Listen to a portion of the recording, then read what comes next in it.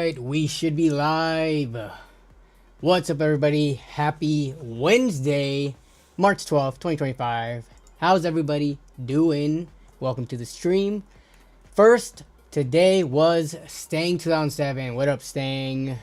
Anyone got the RX 9070 XT at MSRP? I was going to ask that exact same question, but Stang already asked it. So I'm going to be reading through the chat. But if you are watching or tuning in now, because Stang wrote this like 20 minutes ago, yeah. Actually, no. We'll wait later because we're going to talk about that as well as Nvidia's upcoming launch. So yeah, we'll talk about that. I'm actually going to wait on that. That's like the mainstream portion. The first 5 to 10 minutes is always just chilling, hanging out, saying hi to everybody, letting people use the restroom, and getting their cups of water or drink, whatever you want. But let me get through this, and then I do have a question for you guys regarding stream intros. What up, Firestorm? What up, Craig Lilly? We got Retrovet in the house. You were looking for one for your 11-year-old son? That is a lucky 11-year-old to potentially get a RX 9070 XT. I wish when I was 11, I could have gotten that equivalent level of graphics card. I don't even know what that would have been. So that would have been 2000 and the year 2000-ish, 2001, when I was 11. Yeah, I have no idea what was the relevant hardware then. What up, Jason? Oh yeah, I did a thing. Thanks for the reminder, Jason. Yeah, so every time I change scenes now, this thing is gonna pop up. Was that loud? I think that was loud. So like, let's say I go to this stream and I come back. All right, let me make sure it's not too loud. Okay, let me adjust that volume. But thanks for the reminder for that. We got our flat tech dinner tonight. Gochujang flavored spam, sunny side up eggs. I had that for dinner, similarly, not gochujang spam, but normal spam. And sunny side up, not sunny side up, over easy with rice the other night. But that is the tech dinner in the tech air fryer / convection oven thingy. 60s are not mid-range, they're entry-level, bottom of the stack. I mean, that's why I put quotes on it, mid-range. Nvidia used to provide cards lower. I mean, I guess they did have the 4050 on laptops, right? But like, yeah, I guess when it comes to desktop graphics cards, if they didn't offer anything lower than the 4060, does that make it entry-level?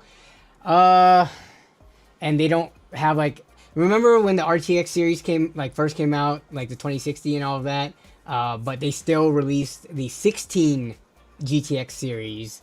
Then you could call those like lower end cards. So yeah, it's kind of weird that a 60 series, which for, you know, if you talk about 5, maybe 10 years ago, I feel like they were pretty solidly, a lot of people would call them mid-range cards, but to now call them entry level, it feels kind of strange.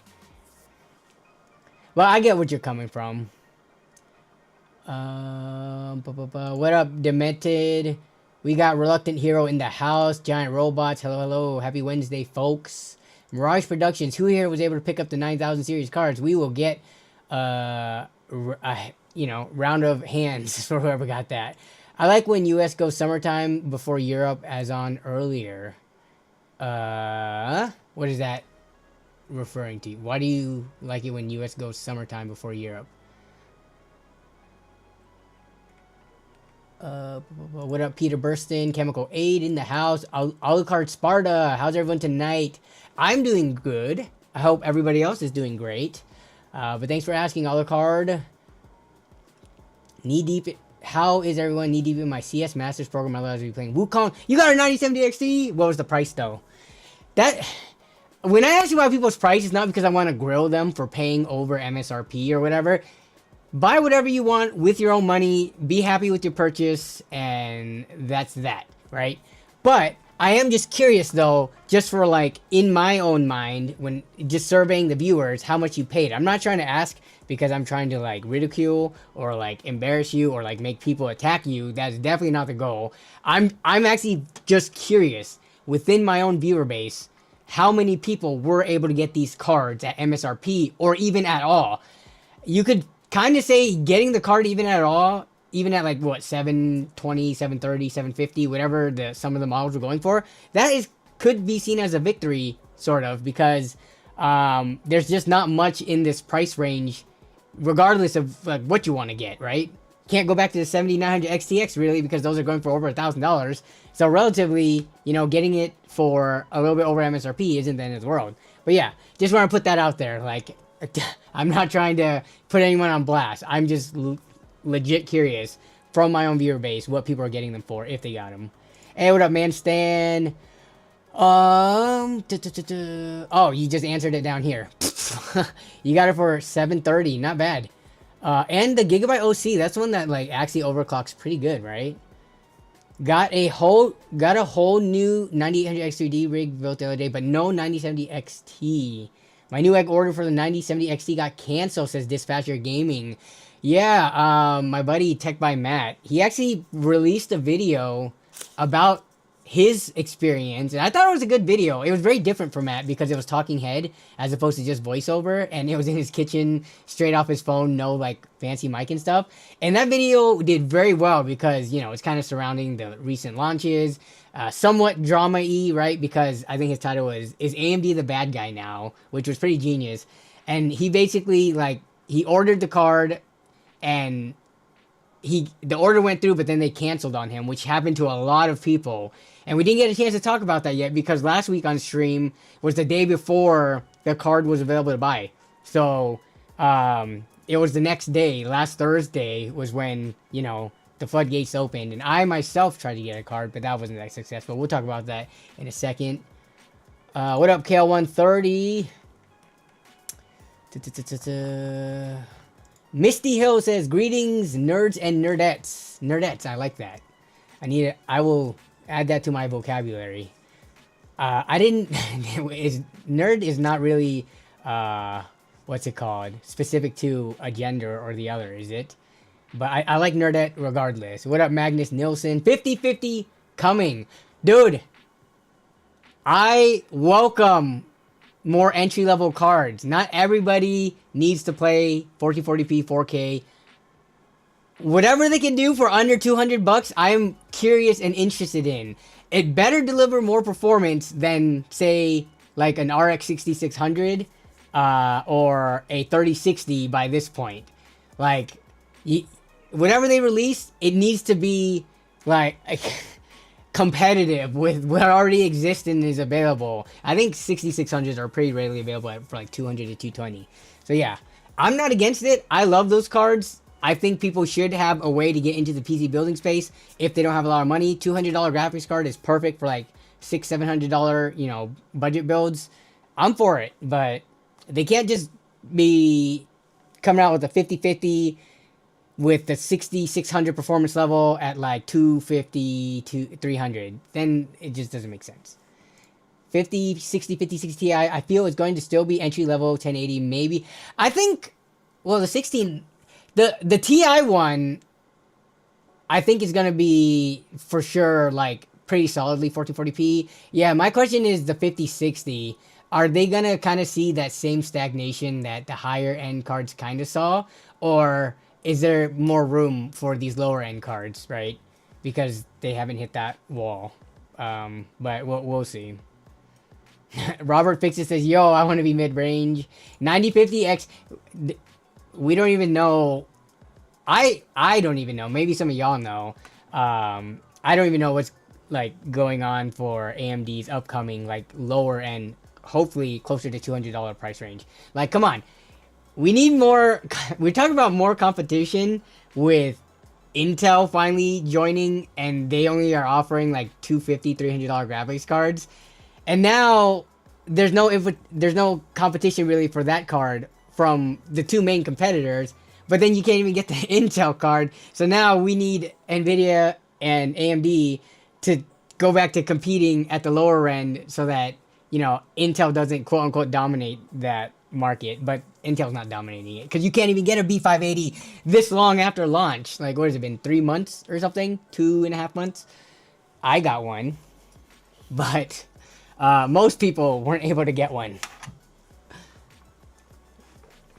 Yep, Intel B580 is still nowhere to be seen. Usually 1 a.m. midnight here now because our clocks have not gone forward yet. Yes. Daylight savings was just this past weekend too, right? Do we got any... Who doesn't do daylight savings in the U.S.? Was it Arizona? Do we have any U.S. non-daylight savings clock shifters here? I guess that could mess up people who do not participate in daylight savings. This stream is now going to be an hour different than what they expect. Hopefully it doesn't affect the viewership too much. FSR4 is pretty rough on my CPU. Rough in what ways? With regards to the overhead, or just because now it's pumping so many frames in your face and your CPU is starting to like kind of trip over itself. And you have to like frame cap it. RX 580 gets 58 FPS in the Wukong benchmark with worse settings. And Wukong, I believe, you have to have some kind of like FSR or DLSS. There's no native resolution, I think. It's all upscaling. If I'm confusing it, because so many games now are coming out where there's pretty much not an option to run native anymore. It's just like, yep, you have to use some kind of scaler. So, got my Adrock Steel Legend at MSRP. That's the white one that is indeed $599, right? Upgrade from 3070. Nice. What are you doing with that 3070? 3070s are actually holding their value pretty strong because, again, in the used market, I mean, they've been going for around 250 to 300 for the last, I don't know, year and a half. And I think they're still going for that much. Just, again, there's nothing like shaking it up in the below $300 space, except for the non-existent V580.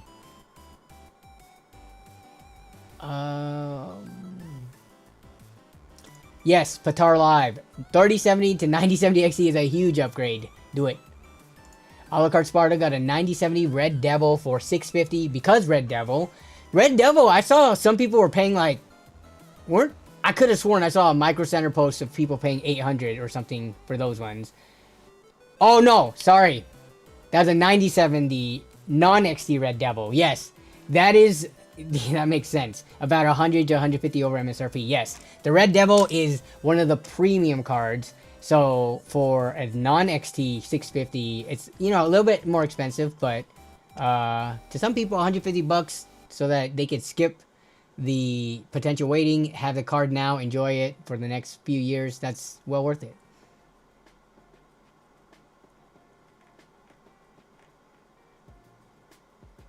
Got mine off Newegg for $599. Sapphire Pulse XT. Nice. The Gigabyte cards have the vapor chamber, probably the best hotspot, and memory temps on them. Mine clocks to 3350. Nice. Jason Whitmer got a 5090 from a grandma in a garage sale who didn't know what she had. Paid $100. Man, Jason, you are so lucky. For people who don't know, if you're new to the stream, that's cap. That's just the running joke. Jason is mocking people who make fake stories up about great deals that they got, which we haven't had in a while actually. But people used to do that, pretend that they got stuff, and it could have been true, but people also lie on the internet all the time. So Jason's not making fun of everybody in the chat tonight who said that they got their 9070s, because all those prices seemed pretty reasonable. Frog X1 Gaming got a 9070 XT signed by Lisa Sue. Crazy good. Nice. Congrats to Frog X1 Gaming. I would like something signed by Lisa Sue. The next merch is actually... It was halted because the dude who I hired, I needed him to fix some stuff on it. And then he stopped using the platform that I hired him through. It was Fiverr. Not all artists on Fiverr are bad. The ones that charge $5 are bad. When you're paying hundreds of dollars on Fiverr, then they're actually legit artists. And that's how I designed... or I hired people to design my first and second merch pieces. It was all through Fiverr. I just, you know, you pay the people who charge more and you get good work. But, yeah, because you said Lisa Sue.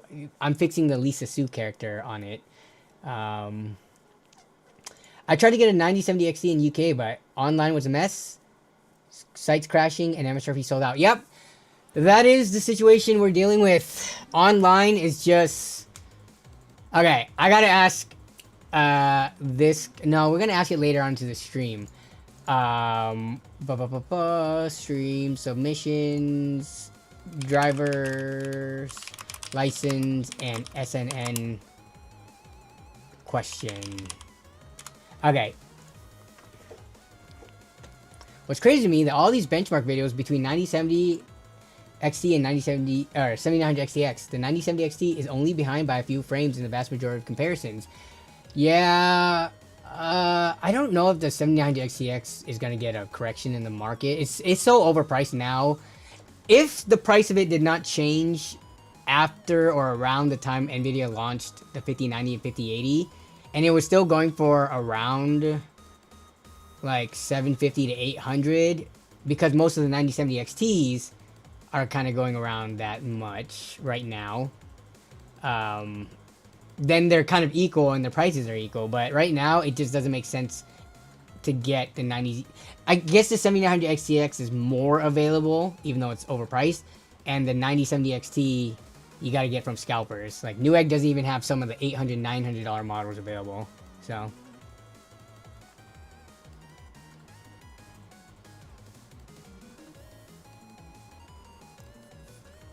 the 5060 is going to equal a 4060 Ti 8GB at best. Here's my take on it. I don't mind if Nvidia kind of rebadges stuff if the price is okay. And because we can take a look at the pricing of the 4060 Ti. It's like, I think 370-ish bucks or something. Let's take a look right now.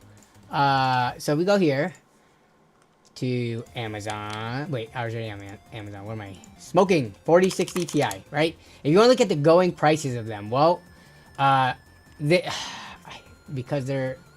Were the 4060 Ti's also out of production? I thought the lower end cards might have been had a longer production run.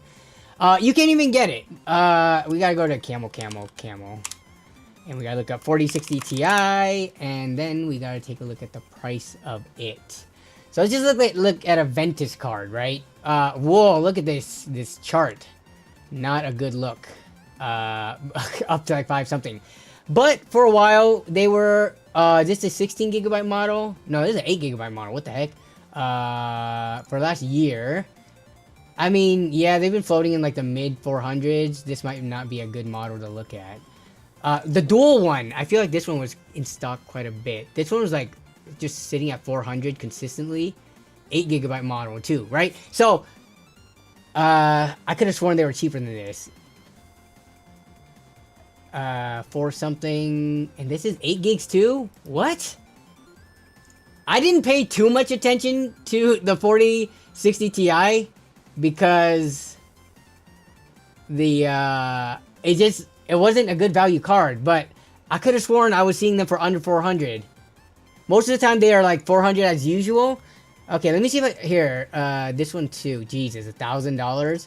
What is, people are just like relisting it with different SKUs or something. It's throwing off the charts.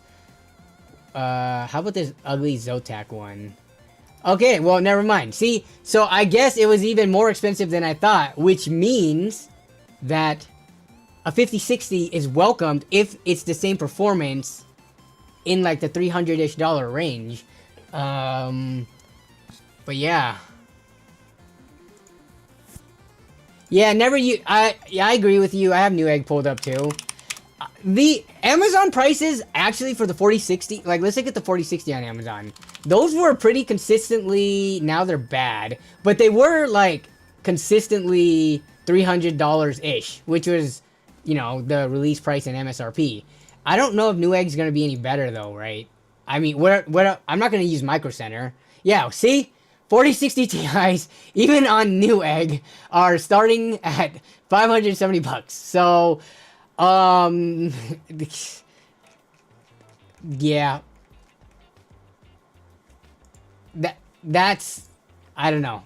It's more about just having something available around 300, maybe 350 for people.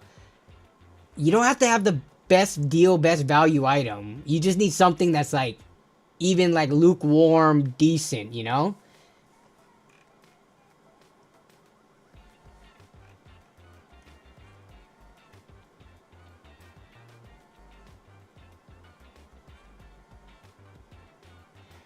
if the 5060 Ti was 10 gig at a minimum, yeah. Once you start like spending, I don't know, assuming a 5060 Ti.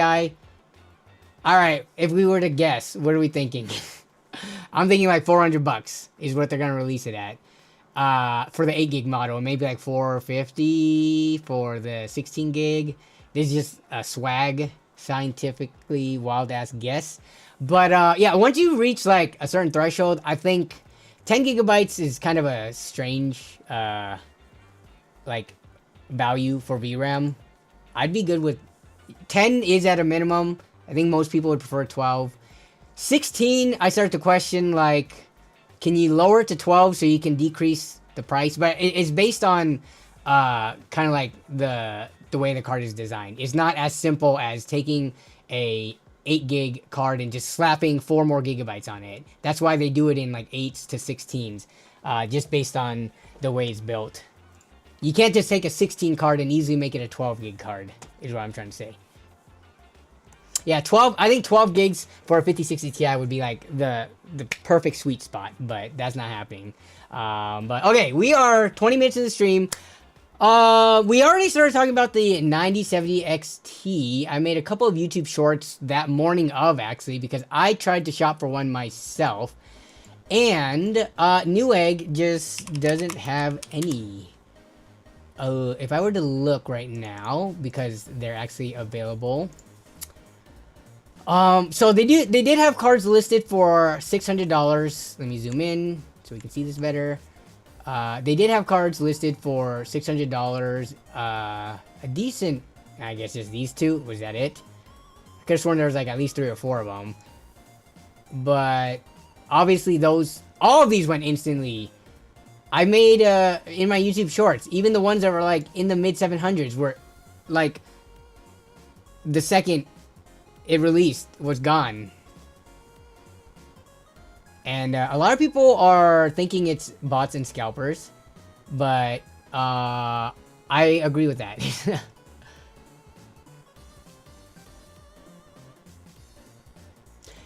Coalition Gaming Chris in the house. I am at work and today I wanted to scream all day. Well, you can scream here in the chat. Just go ah.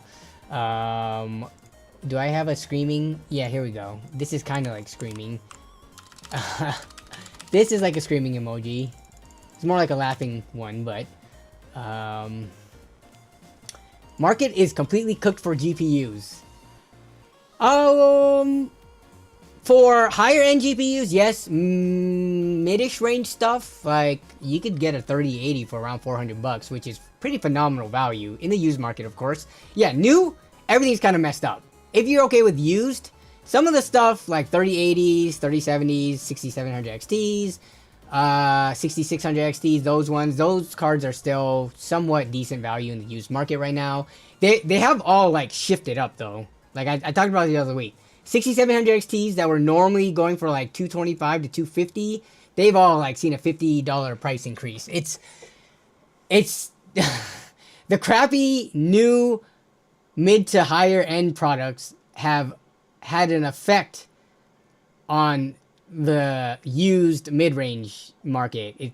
It's probably because now people who have been waiting to buy one of those newer cards that are supposed to come out, they weren't available. They're like, screw it, I'm just going to get something to hold me over. So the demand for cards like the 6700 XT, 6800 XT, 3070s, 3070 Ti's, 3080s, those have all shifted up, unfortunately. So, like I've always said, if you waited to buy because somebody told you, wait for the next generation of stuff to release, you're either going to have to wait longer or you just got screwed because those lower prices from like 3, 4, 5, 6 months ago, those are kind of gone. Sorry. I've tried to tell you guys, anytime you need to buy a graphics card or any kind of hardware, if the price is reasonable at the time and you can afford it and it's an upgrade for you, just buy it. We don't know what's going to happen tomorrow. There could be another pandemic that happens. I'm not saying, knock on wood. I don't have any wood around here to knock on. This is all particle fiber board stuff. But if a pandemic happens in like a month or two and the world shuts down again and global supply chains are affected, some of y'all who are like waiting to buy, which I know it's not a good time to buy now, but it'll be worse if we had like COVID 2.0 in a month or two, right?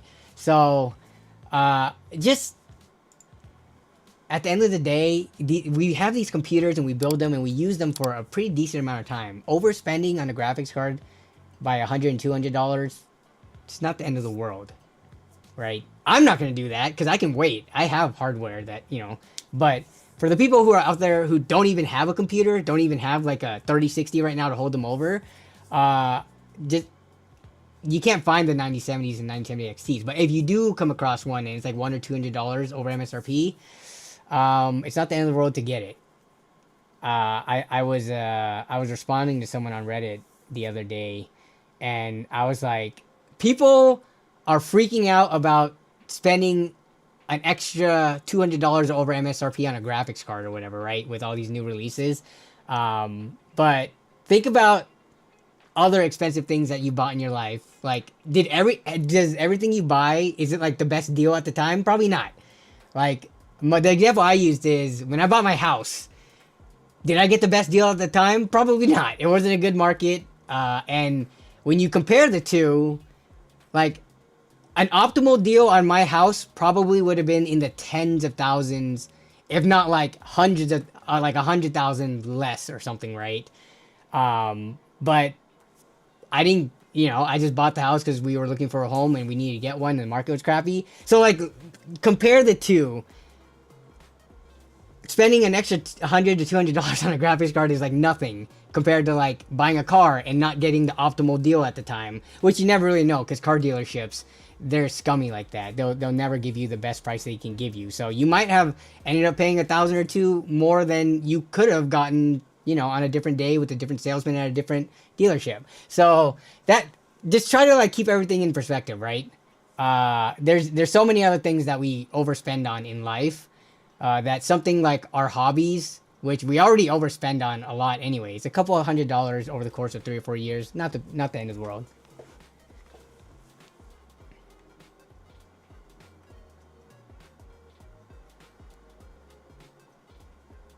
Nemus Dark says, waste of sand review incoming for the Nvidia cards, and it would be from Gamers Nexus, right? Because that's their coin term, right? How many times, do you guys know how many times Gamers Nexus has used waste of sand? I know they used it for the Intel 11th gen, like, what, 11700K or something, because it was just a refresh. Did they use it for the 4060 Gamers Nexus waste of sand? Waste of sand. Okay, so yeah, 11700K, I remember that correctly. Okay, they used waste of sand for the 4060 Ti, not in the title, but they have it there in the thumbnail. You can see it, waste of S, but we know what Steve's talking about. Waste of sand was there, and okay, so those, I think those were the only two that I recall. So yeah, depending on what the 5060 does, it might see the same fate.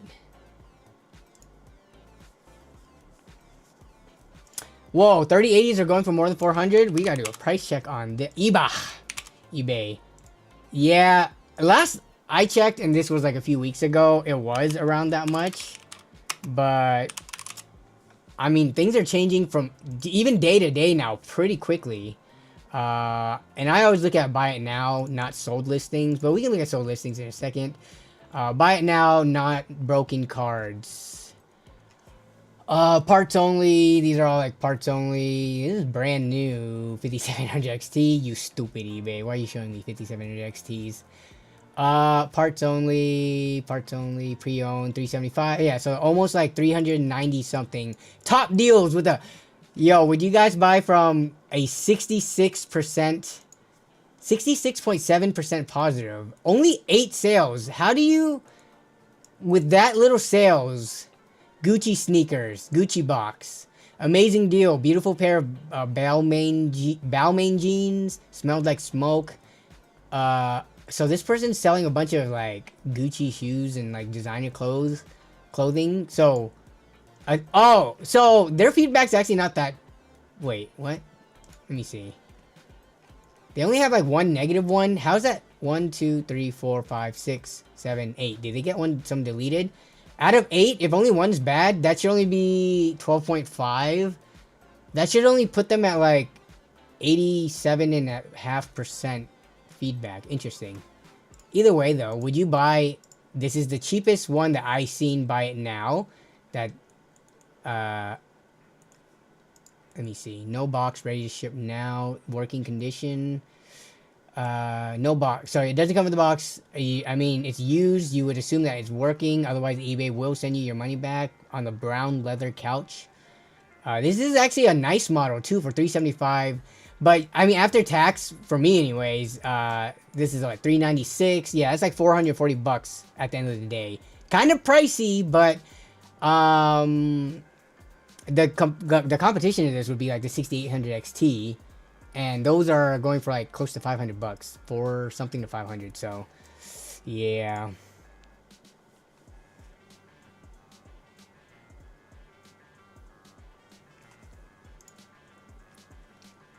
Feedbacks older than some threshold fall off and don't count towards percentage.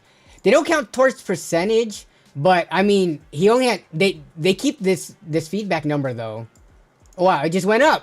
It went from 8 to 9. Unless it was always there. Or is this 8? Was this 8? Let me refresh this. Was this 8 positive feedback? Yeah, I recall something about the feedback dropping off, but I don't think you ever lose the number. 24 items sold. All ratings positive. Interesting. I don't know what's going on with the seller count, but yeah. Yeah, because my eBay account, I don't know what's my, let me check my eBay account real quick. Summary, what is my thing? 319 I have on eBay. It's almost all from buying. My rating is all from buying. I've only sold, I'm pretty sure in total, I've sold less than like, I can count on my 2 hands, like less than 10 items on eBay. It's just not worth it for all the fees. I would rather have an item sit for a while on OfferUp and Facebook Marketplace and Craigslist and stuff than to try to sell on eBay. But I am lucky because I live in a pretty populated area, right? I know if you live in the middle of nowhere, your local market probably like sucks and nothing moves. But living pretty much, I live like 15 to 20 minutes from Seattle. So it's such a huge city that there's always someone looking to buy pretty much anything that you have.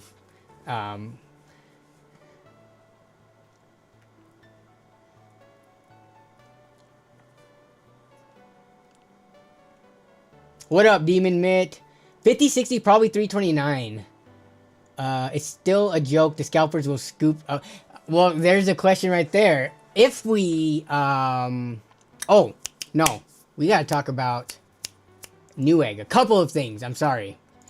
I like actually have show notes, which I rarely have. I usually just go off the top, off the cuff, off the dome, as they say. But I can go to the full screen for this one. I had this. I was trying to like think of how can you combat scalpers and bots, right? And one of the ways would be kind of like how Micro Center does it, kind of, because I think Micro Center checks driver's license, right? And they limit the cards. Anyone who has a Micro Center near them, do you guys know how often you can buy like a specific graphics card when it's like a very popular one showing your driver's license? Is it a month, a year? What is it? I know they check. I saw signs, posted on the Micro Center subreddit, people showing signs that they're checking driver's license and there's like a limit per person. I know you could bring your grandma and uncles, and that's what people have been doing. But it was like once a month. Okay. For higher items, check your license once per month, which isn't bad. I mean, that's way better than no system put in place, right? I would say, I would prefer it to be longer, but that's because I'm not a person who buys hardware to build systems and flip them, and I don't sell PCs. Like, that's not my livelihood, right? I'll do it occasionally here and there and make content or whatever, but I don't. There are a lot of people who do build systems for other people and sell them on their local markets and things like that. To them, they would probably hate the limit of one a month because that limits them from getting good popular hardware. But for everybody else who wants to just get a graphics card for themselves to use in game, I think that's good. And I wouldn't be opposed to them limiting it to like every quarter, so like every 3 months or every 6 months. A year might be a little bit much, right? I would say for graphics cards, you said varies on the hardware you pick. Yeah, I mean, for CPUs, I don't even really think that's an issue. The 9800 XDRDs, even though they're always constantly selling out, they're restocking and replenishing pretty good. But I was thinking for Newegg, right? I would be okay with giving my driver's license, like either a photocopy of it, the driver's license number, whatever the heck, so that it will combat the scalpers and bots. Because for every one person like me or like you, there might be a scalper who's running hundreds, if not thousands of bots, scraping these websites, instantly buying them up because they can make a bunch of different profiles that don't require, all it requires is like an address. Like, and I don't even know if Newegg is limiting it per address. So having to have like an official in the US anyway. I'm speaking about the US. I'm not talking about other countries. But I wouldn't be opposed to that because I'm okay with I give my driver's license to like other things. I've given it to other things before. People are probably going to say they don't want to give it because it's a security issue. Then don't give it. Then also you won't have priority to buy the card. It's not like it changes the situation for you anyways. You're not beating the bots and scalpers at the moment. But for the people who are willing to like give their driver's license number or like a photocopy of it, it gives more opportunity for real people to get cards instead of the scalpers. Yo, is no clip farming. How am I clip farming? I am clip farming all these streams now, but so that conversation might make it into a YouTube Shorts, but everything is a clip farm. It only takes 1,000 scalpers to scoop up the cards. Yeah, exactly. And then so I don't know. Maybe I'm too comfortable with, well, let me think about this. We gotta run the poll. Start a poll. Would you be comfortable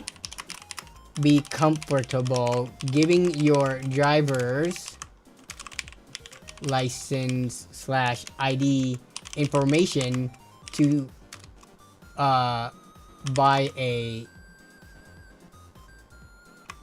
graphics card? To buy a hot graphics card. To buy... Okay, here we go. A new graphics card, sure. I'm just curious what people are thinking. I would be okay with giving driver's license information. I've given both my driver's license and social security number to various things like insurance, hospital, whatever the heck requires it. And I've gotten emails about data breaches, right? So you want to talk about, oh, Newegg isn't secure. What if they get this information stolen? Bro, your information probably is already on the dark web. So I don't know if it makes that much of a difference if Newegg has it and you don't even know if they're going to be data breached or not. Versus these freaking either government entities or hospitals and, insurance and stuff getting their data breached. So I'm like, I'm personally okay with it, but I'm curious what other people think.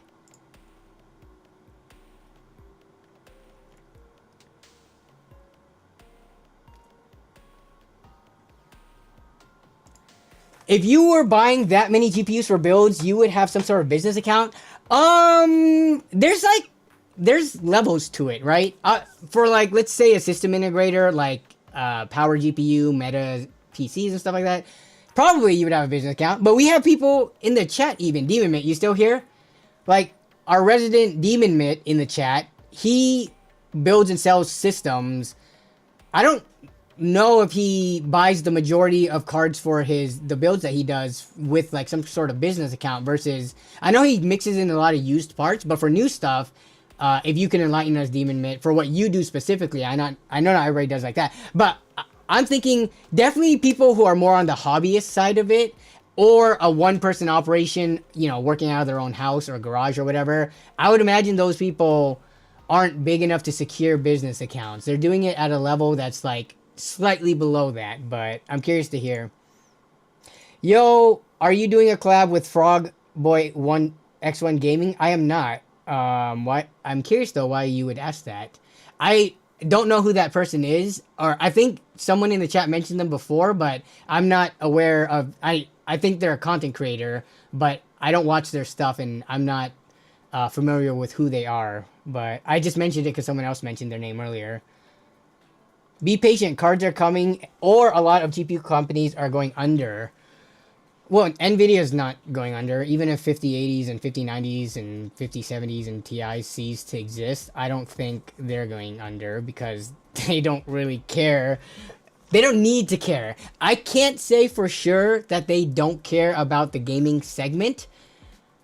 I could say with a little bit more certainty that they care less about the gaming segment versus data centers. And then, like, what... I mean, if they didn't care, why would they even release or even design and make these cards, right? So they gotta care a little bit. They gotta keep some skin in the game still. So they already have your info. This is correct. The only thing they don't have, Newegg does not have, is your driver's license number, right? They already have your address. They have your name. They probably have your number because, you know, you put all that in there so that if it gets shipped and something happens, they can call you. So yeah, you're right. They have all your info already. So, but I don't know. Some people feel like that driver's license sequential alphanumeric number thing, they feel like that somehow, if that got breached, it's, you know, super unsafe. What's the big deal about ID? You're giving them your credit card, FFS. That is true. Good point. I did not think of this as a rebuttal when I suggested that on a post, and someone said that. My response was like, bro, you've already had your data breached, most likely. It's already out there, but this is a good point. But now, I guess, so it looks like of the votes, if you haven't voted yet, please vote just because I'm very curious for science. What people are okay and not okay with. People can use fake ID for those new GPUs to continue to scout. Not sure if it's good. So it only works if Newegg somehow can work something out with actual, like, you know, DOLs, Department of Licensings for like the states or nationwide or whatever, to cross-check that these are real driver's license numbers. Obviously, if they're not even verifying that it is a unique number, then it doesn't matter. People can just type in whatever they want. So it only works if there's some way to check it. And this is just me being like, you know, optimistic that somehow they could work a system like this. Probably never going to happen, unfortunately. But I'm just trying to think of, like, what would you be willing to do to get a graphics card? Even admit, custom order new stuff is not often, so I just buy it as you just you buy it as a consumer. Got it. Considering credit and debit cards already give a ton of your info, I don't see an issue. It's already mandatory. Magnus, what country are you from? Yeah, I wouldn't be surprised if some countries already did this. But I don't know, something about the U.S. people and their freedom, like, being like super obsessive about it and wanting to not give. I guess it isn't even giving. You guys, the government has your information, whether or not you want it, or, you know, if you have a driver's license, your social security number, they already have that. So this isn't even a matter of like, oh, I want my freedom and I don't want to give this to. I would be more like, I feel like people who are very anti-government and things like that, they shouldn't care that Newegg, who isn't a part of the government, has the information when the government already has it. I don't know. But anyways, this is just with regards to getting your graphics card, because it's, I know it sounds kind of like an extreme measure. Like, why do we have to do this? We are in extreme times where just scalping and botting is to like an unprecedented level. It's ridiculous. We need more GPU manufacturers.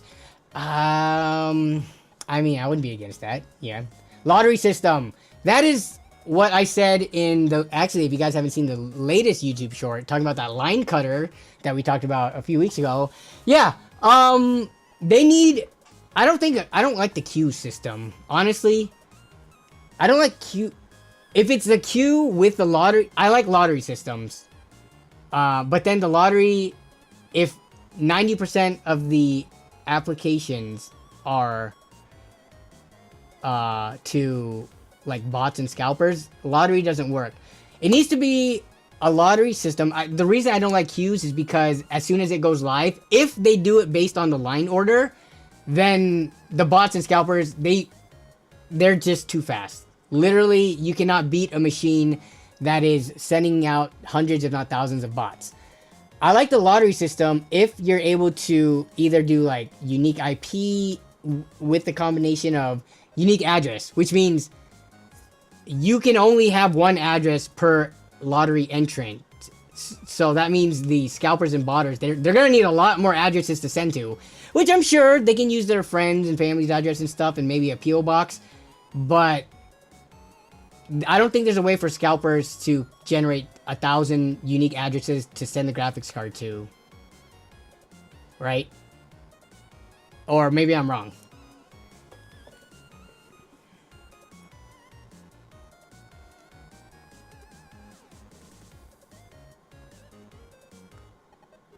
I like my freedom. You can have Kim North Korea.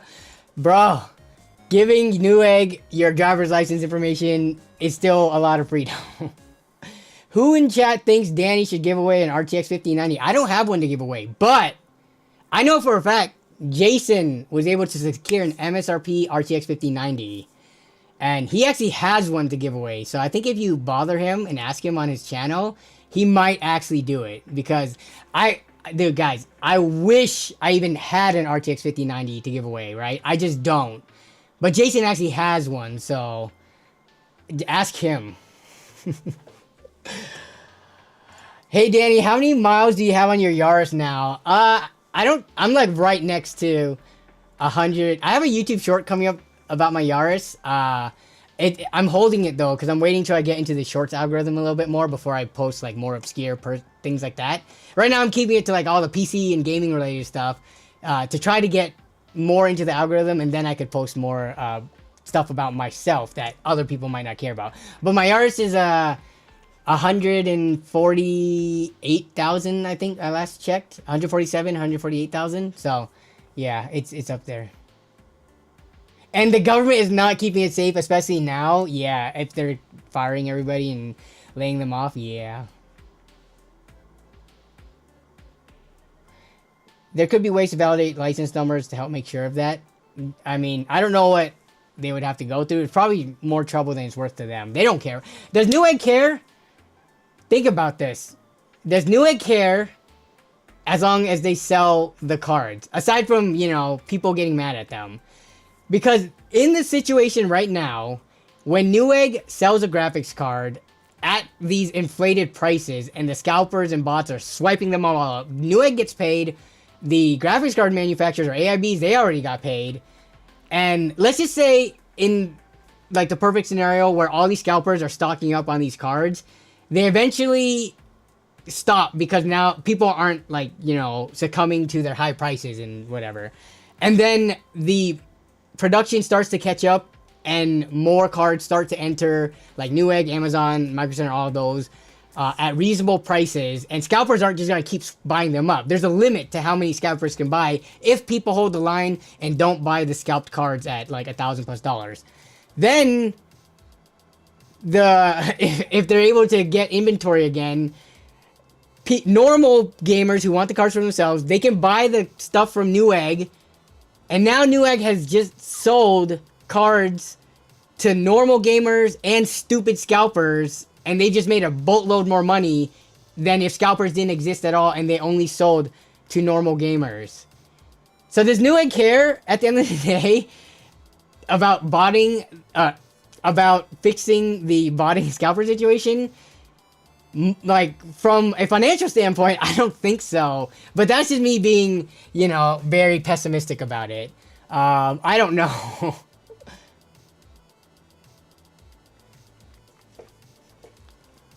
Yeah, Newegg does not care as long as they take your money. Holy ad mate. Is there ads? What ad? Was there an ad going on or something? I don't think I'm running ads right now during the stream, but...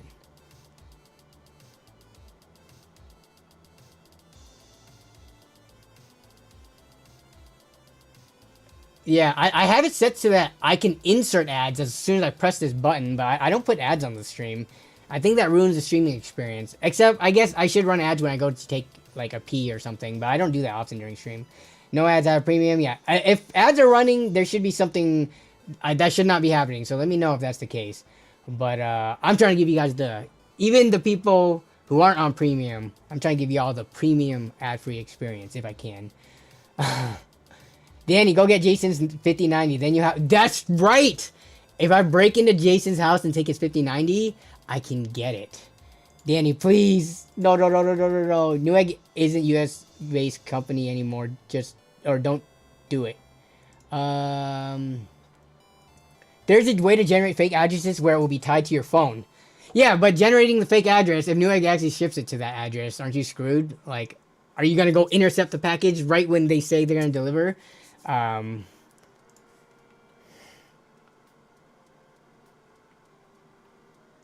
I hate lottery. I never win. Okay, it's different.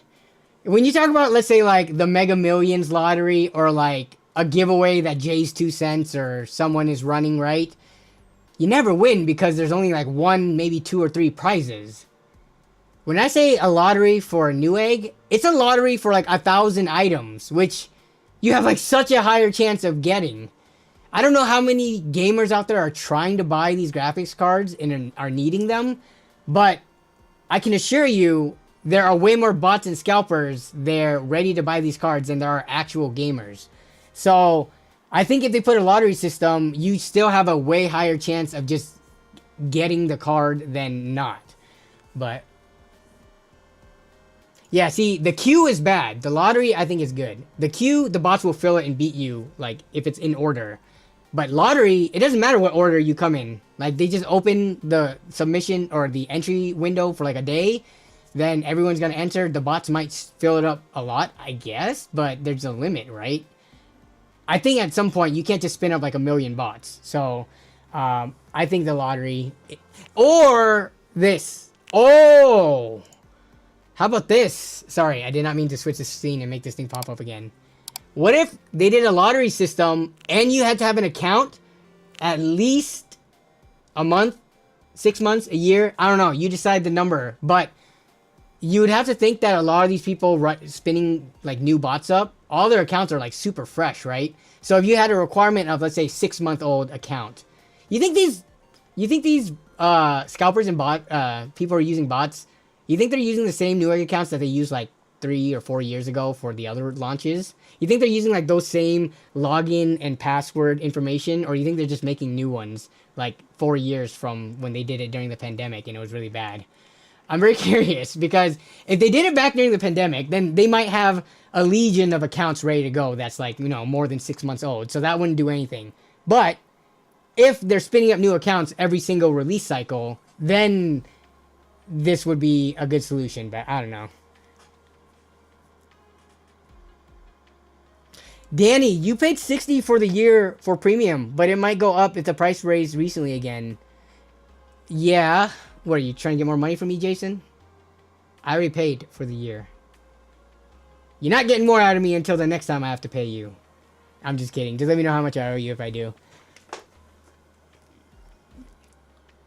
Even those who have Newegg VIP don't win. What is Newegg VIP? Do you have to pay for that? Or is that just like... Yeah, is Newegg VIP like the like a subscription or annual thingy that you pay for and you get some benefits? It's free?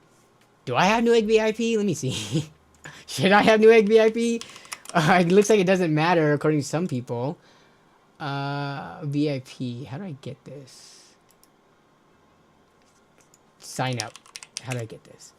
It's next month, so make sure your bank account is ready. They should do auctions. No, they should not do auctions. Are you kidding me? Who's trying to wait around to auction a graphics card for it to inevitably get to like a ridiculous price? I don't like bidding systems.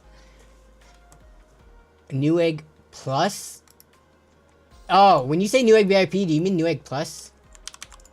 Is that what this thing is?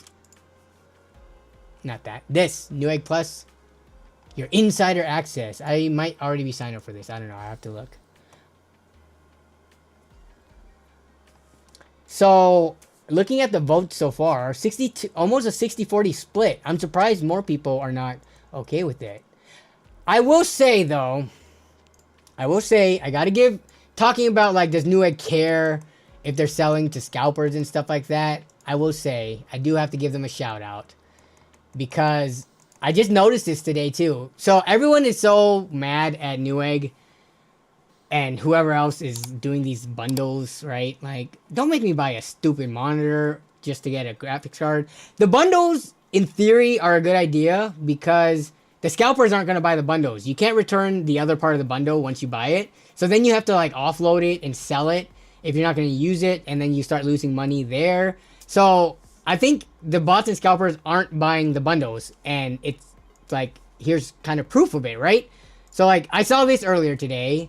And you know, it's a little bit overpriced, so I don't know if it was less if a scalper would buy it, but this is $840 for an actual good product for someone. If someone's buying these parts to build a computer, this would actually be a good grab because it's you know, a high quality Corsair power supply is the RM750X. I think it's like A tier, if not like upper B tier. And this is a 9070XT.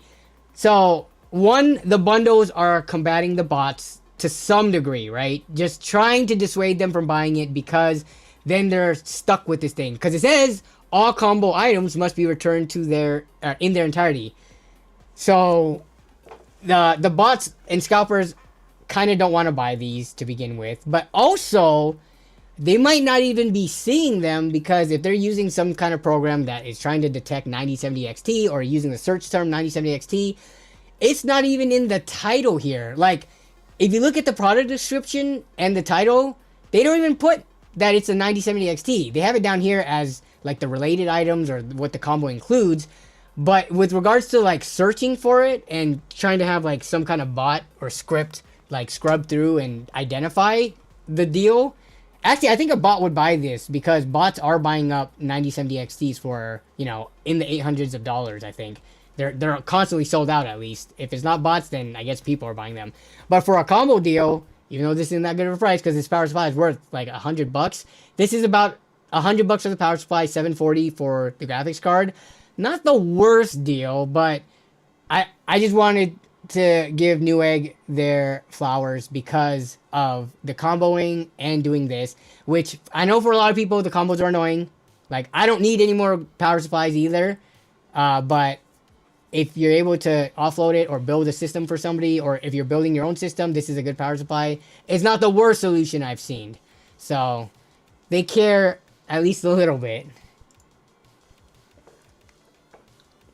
I had an RM650X fail. No thanks. This is an interesting take because I bet every single type of power supply has failed before. Even the most high-rated A-tier power supply, Platinum, from your most favorite brand, whatever it may be, FSP, Seasonic, Corsair. Every power supply probably has had multiple failures actually before. I do understand though, like anecdotally, for you it failed. So you just had a bad experience, and regardless of it was a good product or not, it left like a sour taste in your mouth. Though, did you hit up Corsair? Corsair customer service, I think, is pretty good. Like, I feel like every product is prone to failing. Every other product in your computer has the potential to fail, or has failed in somebody else's computer. Whatever graphics card you had, I'm sure somebody had that same exact graphics card fail in their system. Same with your CPU, motherboard, everything else, right? So, I mean, you've already made your decision to not be a fan of the Corsair RM series, or just Corsair power supplies in general. I'm just saying, I think a more reasonable take would be, all right, my product failed. Was it within the warranty? Did they take care of me? Which, I don't know. Maybe they didn't take care of you. Let me keep reading. David S. I got the name slightly wrong. RM650i. It won't turn on anymore. Okay, but power supply RM650i. Let me see. Let me see. So it wasn't that one, but RM650i power supply. I mean, what was the warranty on this? Text overview, warranty. I mean, this should have also been a high quality power supply. I don't know the RMI off the top of my head, but I'm pretty sure it's A or B tier. What is the warranty? Are these just too old now that they don't even have? I could probably Google it. RM650i warranty. How old was your 10-year warranty? So these were 20. Yeah, they have a 5-year warranty. Oh, but if you bought it a 2019 or newer, it should have a 10-year warranty. It was old enough, but I didn't think it would die. It was, yeah, no worries. I'm not trying to pick on you specifically, but it reminded me that I've seen a lot of people have that opinion. And I'm just trying to kind of like I'm trying to take a level-headed approach towards it, because for sure, I'm sure if something died on me, I would not like that company for a little bit. But specifically for power supplies, like, I think Corsair has a pretty good track record with the quality of their power supplies. I mean, they do carry a premium, not for no reason, right? Like, a lot of Corsair products are pretty expensive, like fans and cases, and you can argue whether or not it's worth it or not. But for the power supply, I think it is. And dang, yours was out of warranty? 10 years. You might want to recheck on that. You may be able to get a replacement. I'm just saying.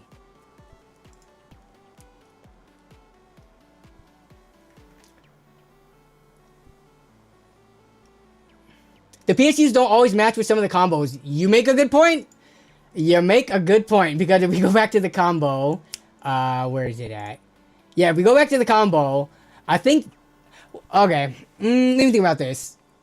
So, what's the recommended 9070 XTs? Is it 750? I don't think it's 850, is it? And if it's 850, it would be like, assuming the worst case scenario, because, you know, again, all these companies, when they put their PSU not requirements, they usually do recommendations, like Nvidia, AMD, and stuff like that. They don't assume you have, like, the nice, expensive power supplies. They assume a lot of people go out and buy the janky junk stuff, so they give, like, some headroom. But I would not be surprised if the 9070 XT could run with no problems on a quality 750 watt power supply. Is it 850 or 750? Anyone know off the top of their head? Oh, it's only 700 watt for the 9070? Okay, so this one's fine. But I do understand your point when you said, yeah, if they paired this with like a 650 watt, you might be raising an eyebrow. Even though with the quality unit, I think you might be fine. Depending on which card. Like if you got a more entry level card that's not, you know, clocked to hell or to heaven, I guess. Then quality, I know you have to look for like spikes and stuff like that, but once you stick a watt meter to your computer against a wall and see how much a system really draws, then you kind of get more comfortable with like, yeah, you could probably run these lower end, or not lower end, but lower wattage power supplies with some of these mid to higher cards.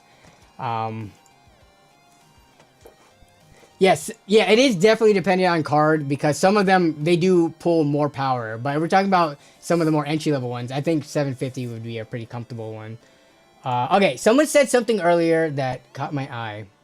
I stick with EVGA and Seasonic power supplies myself, but you've been watching the content for long enough, and you know computers, Craig, right? Like, both Seasonic and EVGA have made low-quality power supplies in the past, but I'm sure you're getting the units that are, you know, at least decent, if not good to great or amazing. I suppose I could warranty it. I hate the process. Yeah, but I mean, that power supply should have been pretty expensive. Like our RM650i, I'd imagine like 80 bucks or something, 80, 90. Corsair power supplies aren't cheap. Quality ain't cheap. But see, if they cover it, like if they, I don't know if they'll cover the shipping, so you might have to pay like $20 shipping there and they'll ship it back to you. But to get a replacement good quality power supply for 20 bucks, I would do it. But it's better than having a, and you can just use it for like a backup system or something, or just have it as a backup. Better than having a paperweight. Demon Mitt says, I've had really good power supplies fail on me. Stuff happens. It's about how the company responds to it. Indeed. Well, also, it's about not getting super crappy quality power supplies to begin with, regardless of if the company is good about it, right? Just try not to get stuff that...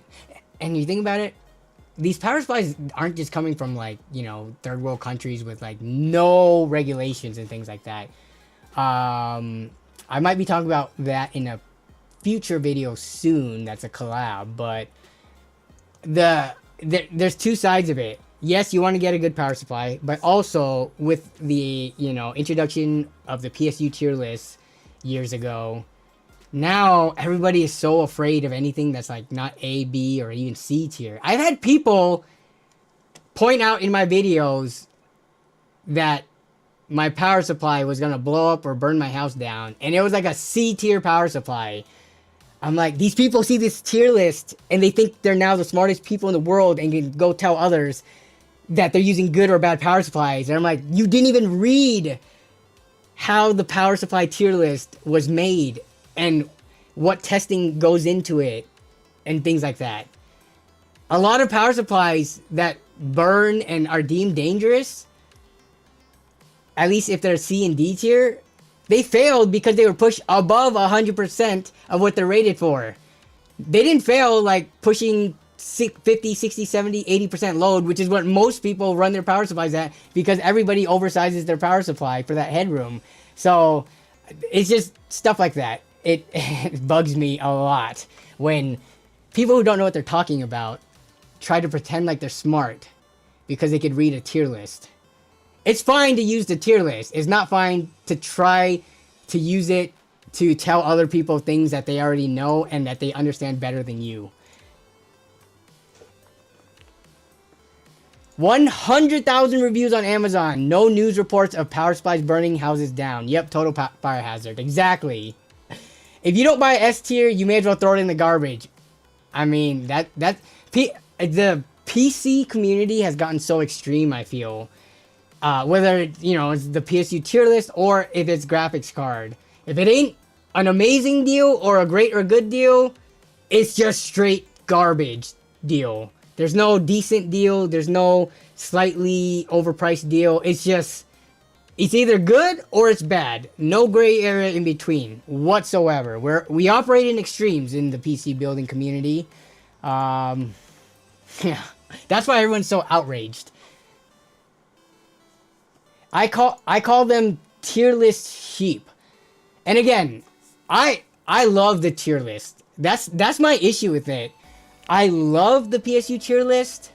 I do not like some of the people who quote it and misquote it and misunderstand it and try to come at me or anybody else about it. Like, it's one thing to yourself have high standards and only get an A and B tier power supply.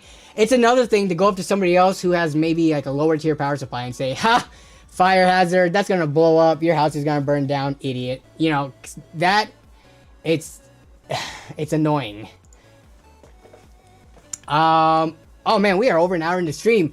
And we didn't even talk, I'm sorry guys. I know I rant, but hopefully the rants are at least somewhat relevant to what I put in the title and thumbnails, because we did talk about 9070s for a bit. But we gotta look at these leaks from the 5060 and 5060 Ti from video cards. And we know this is somewhat relevant because, can I close this without it? Okay, I can. I need to run ad block. These freaking ads. $2. Keep up the great work, nerd. Thanks for being real. Newbie Pops. Thank you for the $2 super chat. I appreciate it. I've noticed Sapphire themselves recommend 750 watt PSU for their pulse. Yeah, I think because like the Gigabyte OC one, because of that vapor chamber that whoever was talking about earlier, right? If they push their card more and it has more overclocking potential and stuff, though they might have a higher recommended one. So yeah, it might be different between even the same model, or not model, the same SKU of card from model to model, AIB to AIB.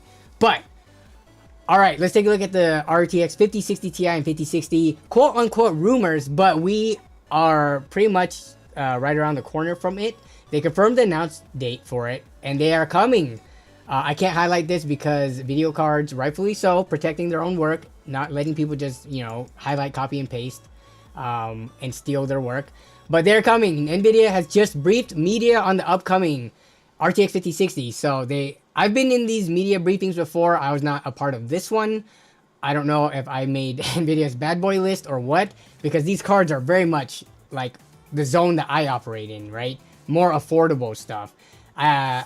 So I don't know if I got put on their bad boy list for not saying good things about the 4060 and 4060 Ti when those launched, because I did get samples for those. But they had the media brief, which is when they have like this Skype call and they just go over everything, and then media can ask questions and that kind of stuff. So that has occurred, and they've confirmed 2 models for desktops, 5060 Ti and 5060. While we don't have the final specs yet, it appears that the information shared last week by reputable leakers should be accurate. So yeah, the media briefing is like a huge indicator that these cards are they exist and they are around the corner. So I trust that information. Gamers should expect 3 cards in total. So we've got the same story as the 4060. 5060 Ti 16 gigs, 5060 Ti 8 gig, and 5060 non-Ti. Leaks have shown these cards use the same board design and even the same GPU. That means that the board partners will have many options with Ti and non-Ti. Let's see. Especially the TDP is said to be 150 to 180 watts, probably 200 watts for higher end models. Okay. And then they're just kind of summarizing what's here. So let me zoom in so y'all can see this better. We don't have the full specs list like the article says, but you could kind of do some basic math looking at the two and comparing them. So the 5060, so CUDA core, CUDA core count, memory is probably going to be the 2 biggest one. Architecture, definitely. See, I don't know how we should look at the architecture information here versus last gen. If the higher end cards are anything to, you know, reflect on. Because if we are truly hitting like the physical limitations of these nodes for these cards, then we might not see uplift due to the architecture right here, right? So if you want to be safe about it, maybe assume 5 to 10%, just gen over gen. But if we look at the core counts, from 5060, so I mean 5060, regardless of the memory bandwidth, I don't think the memory bandwidth is going to be a big issue or it's going to make a big difference. Like, I don't think the 5060 is going to beat the 4060 Ti when it has less CUDA cores, and let's see, even with higher memory clocks and GDDR7 and higher total memory bandwidth, I don't think the memory is the bottleneck here. It's the core, the card core, but it might come. Like, this will play some role. I can't put a number off of it. Like, I can't give you a percentage, unfortunately. It's really hard to say without having the card here, because it's a combination of things. But 50, I mean, let's just say 5 to 10%. And if this adds a couple of percent to it, then you might be coming close to a 4060 Ti. Oh, wait, this is the 816 gig one. I think it might come close to a 4060 Ti 8 gig, right?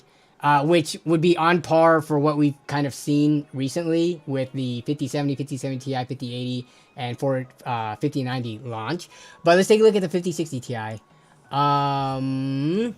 That one, I mean, 4600 versus 4350. So 250, what is that? Just on core count alone. 4608 divided by 4352. That's a 5% increase. And I know we don't have the tensor cores or any of like the new gen's AI capabilities and things like that factored into there. But like, was the memory ever the bottleneck, or the VRAM rather, not just like system memory, but video memory? Was that ever the bottleneck for the 4060 Ti to begin with? I don't think so. these cards aren't performing at levels where you're like fully saturating 16 gigs. Unless you're playing some crappily unoptimized game that snatches as much VRAM as it can. But like we said earlier on the stream, these cards should have been just straight 12 gigabytes. No 8 and 16 variants. Just straight 12. I don't think anyone would have complained about that. 5060 should have been 12. I'm never gonna complain about a graphics card having more VRAM. I'm just trying to be realistic about it, and I plan to talk about all these topics in more detail, or like on a YouTube shorts or something like that. But in my opinion, right now the discussion about VRAM, things not having enough VRAM, I think it's a little bit overblown. I think in select scenarios, yes, there are cards that don't have enough VRAM to perform in some games if you put them in those situations, right? Like, why are you taking an RTX 4060, trying to play a AAA game like The Last of Us at 1440p, cranking the settings to the extreme? Like, of course, 8 gigabytes of VRAM is not going to be enough for that. But that card, regardless if it had 16 gigabytes of VRAM, is not at the level to perform to play that game at those settings, right? So, with regards to, I think for the 5060, because, like, I think 4060, I'm going to say it now, it having 4 gigabytes of VRAM was not the end of the world. That was, like, to me, that wasn't a huge deal. But we're 2 years from that point. So, with the 5060, I think, depending on what it comes in at, if it comes in at, like, $250, then, yeah, maybe I won't complain about it so much. But if it's coming in closer to, like, 300, 350... I'm not expecting it to have 16 gigs, but I think 12 gigabytes would have been, like, if you wanted all the reviewers to finally praise the 60 series card, which, I mean, they didn't really have problems with the 30 series. It was mostly the 40 series that got, like, really hands down bad reviews. But if you want, like, a redemption arc for the 60 series card this generation with the 5060, just put that 12 gigs in there and move on. And then just, sleep well knowing that the reviewers are gonna at least praise you for that. How much is the 5060? I don't know. Let me see. I don't think there's any price things here. So, based on what we are hearing, the RTX 5060 launch should launch in April, and tomorrow's announcement is officially an update for GDC, which kicks off next week. So, the launch should be in April, so next month, but we should be learning more about it coming soon. Price, I mean, do we want to throw guesses? Let's see what people are. I think people are already guessing. 5050 will get 8. I don't mind a 5050 getting 8 gigs if it's $200. I'm just going to say that now. Again, I'm not complaining about if they throw in free memory, but we know the companies don't throw in free memory. That's why there's, what is it, $100 difference between the 4060 Ti 8 gig versus 16 gig model. They're not going to give us free video memory. So I don't want them to give a lot of video memory on cards that can't even use it, if that makes sense. A 5050, I am okay with at 8 gigabytes. 500-ish? I don't think, they're not going to charge 500 for it. They would, the 5070, well, MSRP is meaningless now, right? Maybe you're right. Maybe the 5060 Ti is going to be 500 street price or something. I think it's kind of hard to put a price on. I would say like 380. I'm throwing it out randomly right now. Gut feeling, MSRP, not street price. Nvidia is going to set it at, ooh, do I really think it's going to have a 3 or 399? Because right now we have the 5070 at 550. That would be a big gap. That would be a really big gap. So maybe it is going to be a $400 something card. 550 down to maybe 400 and 450. That's about a good scaling up. 450 and 320. Well, we got to give 3 numbers, right? I guess I was only giving 40. Sorry, I keep on saying 4060 Ti. I'm not used to these, the newer generation having these cards yet. 5060 Ti, each version, like 8 and 16 gigs. I'm calling $399 and $450 or $449, whatever. And then for the 5060 non-TI,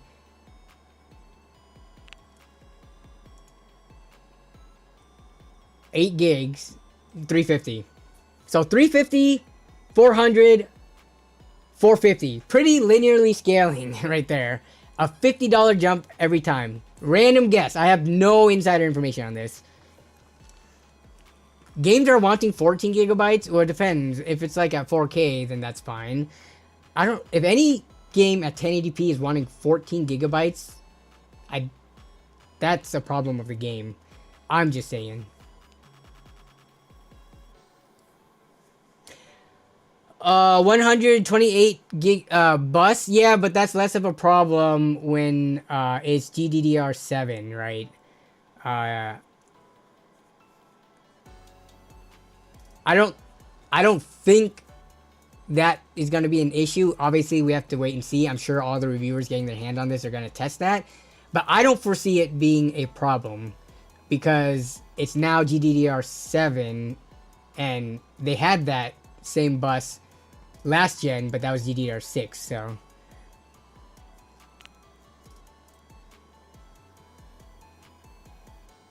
Is it 8 PCIe lanes? The specs didn't say it on here. Or are you just calling it that it might have that? I'll be chilling with my $100 3050 for a while. Dude, $100 3050, not a bad price. The 4060 had an MSRP quotes of 300. We were finding some for 300 not too long after release. I remember, well, AIB's like 330. No, 4060s were within 10% of MSRP for a long time. Yeah, even like on Amazon. Newegg for sure, but Amazon, I remember always like taking, even on our streams before, when I was looking for a card around the $300 price range, we have pulled up multiple models that were like 330. So yeah, I mean 4060, it was pretty reasonably priced for, you know, up until they stopped making them. Adam Nash says, so I love your shorts on scalping. I was there 9 a.m. EST on the 6th, and Best Buy and Newegg was sold out MSRP in 2 minutes. I think they were sold out actually in like seconds, but you might have had like the loading screen run on you for like 2 minutes, but I don't know. At least the MSRP cards definitely were sold out within like less than a minute. Some of the other cards, like high $700 or $800, those were they were still there like I think 30 minutes after the fact, but still, that's not a good situation. But yeah, stores need something. I wish. The issue with Micro Center is, and I hate going onto the PC related subreddits right now because there are these group of people who act as if they are like the center of the world. They're always like, whenever someone says, man, this is like a bad situation, they're like, what are you talking about? This was a successful launch. I got my card, so screw the other guy. So screw the other guy, right? I got mines. Yeah, there's these people who respond to anyone who's like mentioning like I couldn't get a card that sold out instantly. They're like, what are you talking about? My Micro Center had them. I was able to get one. I didn't have to camp out for days. Bro, Micro Center map. We're pulling it up right now. Of the US. Did we do this already? I don't know if we already did this in a previous stream. I have short-term memory. Plus, I've been dreaming a lot lately because I've been taking melatonin to help me sleep. So we might have already pulled up this map on a stream. I'm sorry if I get repetitive. Yeah, look at this. This is Micro Center, every location in the US. First of all, it's single digit. There's 29 Micro Centers across 19 states. What is going on in this region right here? The northwest quadrant of the United States just screwed when it comes to brick and mortar PC store. We used to have Fry's, which still, I don't even know if I would rank Fry's even as good as Best Buy, because Best Buy is a little bit better now. But we don't have anything remotely near us. Here's me at this little, you know, part The nearest micro center, these two in Colorado and in what's it called, in California, those are 1,100 miles away from me. And then you got some here. Yeah, screw the people in the desert over here. Screw the people in these states. You got like one here and one here. So if you, even if you lived in one of these states, like right here, screw you too, because that's a long drive to not even be guaranteed once you get to the micro center. Imagine driving 3 hours each way and you get there and they just don't have stock that day. So yeah, screw you too. And then the people living here, Florida's got one, but if you live right here at the Florida-Georgia line, then you're screwed too. Georgia has two. Look, what the? Look at this over here. The map isn't changing size. Look at this concentration. Can we like move a couple of these out to like get more coverage in the country? But sorry, I had to go on this rant because I know you guys with micro centers are lucky, even though a bunch of you with micro centers still can even get the card.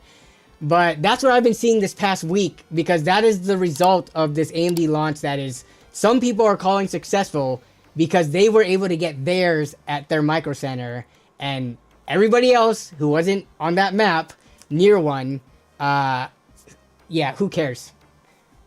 Get good, scrub. move near a micro center. Poor Danny is getting so heated. I mean, part of this is just my enthusiasm for this topic, right? I've already said this before. I didn't need a 9070 XT. I have graphics cards that perform well for me. I only want to get it for the sake of being a, PC content creating YouTuber. I don't need it. I feel for the people though who are on old graphics card or who have been waiting to build a computer because they waited for this card release. I feel for them because they can't get one. So that anger is, I'm channeling their anger and frustration. Me, myself, I'm going to say it, being a content creator, I'm privileged. I got cards that are around the same performance level, like on deck. So I don't need it. Even my micro center never has anything. Maybe I have one of the not so... Yeah, there definitely seems to be in this... When I go to the micro center subreddit, because it's so fun to read. Like, all the different drama going on in there regarding when these releases happen. It is very fun to read. But yeah, definitely there's some people who have stores that seemingly, like right now, probably have 9070 XTs in stock. So, I'll be your micro center courier, Danny. It's fine. Once you start having to like do that, because you have to be paying for shipping, the insurance, and then obviously I want to pay a finder's fee, it just becomes not really worth it. I want to find a 9070 XT at MSRP, so I'm willing to wait for that. Whenever that happens, I can get it and I can tell my story and we can have a good old time and stream.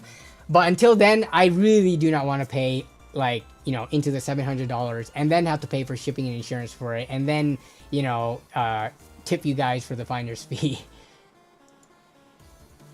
What brand? Oh, no. I think, okay, let's take a look at the 9070s actually. So I'm surprised the 9070 XT Reaper seems like a pretty solid, this replaced their fighter, and I talked about it the other week. The Reaper one goes for MSRP. It's like a pretty... Oh my god, what's going on? Can I get a picture of it? Yeah, so like, it's a pretty plain card, but it does seem to have a better cooler than when they used to do their fighter cards, which were pretty, like, bad. Some of the fighter cards had machined heatsinks on them, which is like, what? But yeah, these cards, I mean... It's just like barely a step down from the Hellhound, it looks like. And these ones actually go for MSRP, at least at Micro Center. I think at Newegg they might not. But like, I'm one of those people who is okay with getting a basic card. I actually prefer it. I never like paying the AIB tax or the AIB premium cost, right? To me, the most basic, usually, obviously sometimes these companies design like really crappy cards, but for the most part, even the lowest end version of a card versus the highest end one, it's not super different. Like the higher end ones, it's not like they're overclocking like 40% better than the more base version. Maybe they're getting like comfortably 10, 15%, pushing 20, 25, maybe. But then you're also paying 25% premium for that overclock, right? Like those higher end models, instead of being $600, they're $800, which is $200 more, which is 33% over MSRP. So yeah, you get 33% more performance for your nice beefier card, but you also pay 33% more. So FPS per dollar, it is like linear and the same.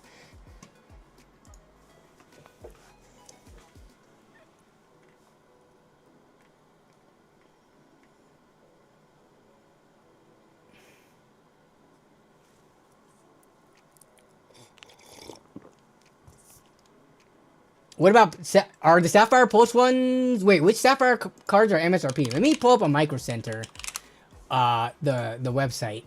And let's go to the Tustin location because that's their like flagship store, they call it. That's the one that gets all the love. That's the one that gets like the equivalent of 2, 3, or 4 other Micro Centers worth of allocations of these graphics cards. I think the Tustin one, the amount of 5080s they got, like, was more than multiple other stores combined. But let's take a look at the 9070 XT.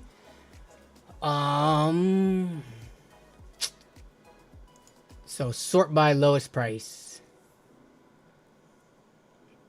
Let's see. The Sapphire Pulse. Yeah, I'd be okay with that too. I would be okay with the, so like any of these MSRP black models, I would be okay with this, but I don't really like white cards because I don't like doing white builds because I don't like paying premiums for like white motherboards and whatever the heck other white like parts cost. The card itself, I'm sure is fine. Did they not make our Steel Legends? Has there never been a Steel Legend black card? I know AdsRock sometimes makes a card that looks just like this, but is it not? What's the name for their black version of these cards? But yeah, like these 4 cards, to me, they're perfectly good. I don't need, you know, the Red Devil. I don't need any of these Mercury. The Mercury one, yeah, that one, they for sure, it's like an $800 card. They didn't care about staying near MSRP at all when they designed it. There's a black card. It's just not released yet. They have the Tai Chi. Oh, the Challenger. I could have sworn. Let me see if there's a black Steel Legend. Legend. AdsRock. Let me see. Let me see. Graphics card. Yeah, they do have black Steel Legends. Okay. Steel Legend is not reserved. Is not like their reserved name for white cards. Oh, they. Yeah. So, and this isn't a Challenger one. Yeah, so you're saying it's just Steel Legend Dark is the designation. It's not out yet? Okay. There is a Black Steel Legend, not sure it's releasing in the US. Got it. Okay. Yeah, so, I mean, but honestly, I'm not going to complain. Oh, wait. The next case I'm doing, it does have a window. So if I were to use a black card with, or a white card with all the black parts, it would look weird. But yeah, any of the black MSRP ones, I think they actually all look pretty dang good. I think the XFX one, this one has the fans, right? The magnetic fans. Or is that a more premium one?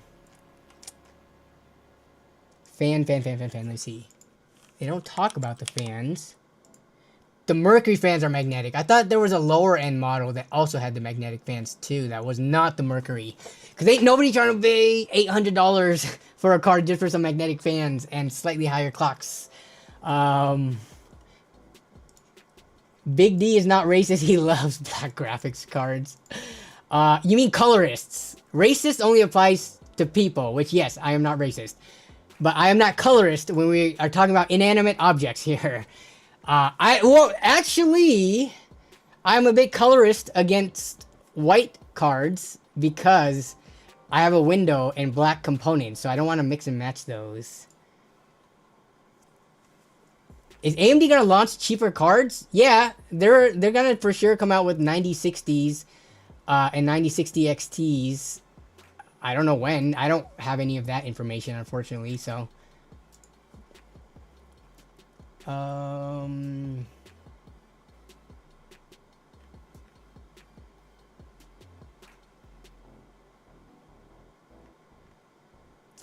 Dispatcher Gaming says, Danny, talk about the Zeus GPUs. I actually don't know much about it, but I did tune in for like a split second to the Dr. Ian Cuttress or Tech Potato. He had a live stream today covering it, I think.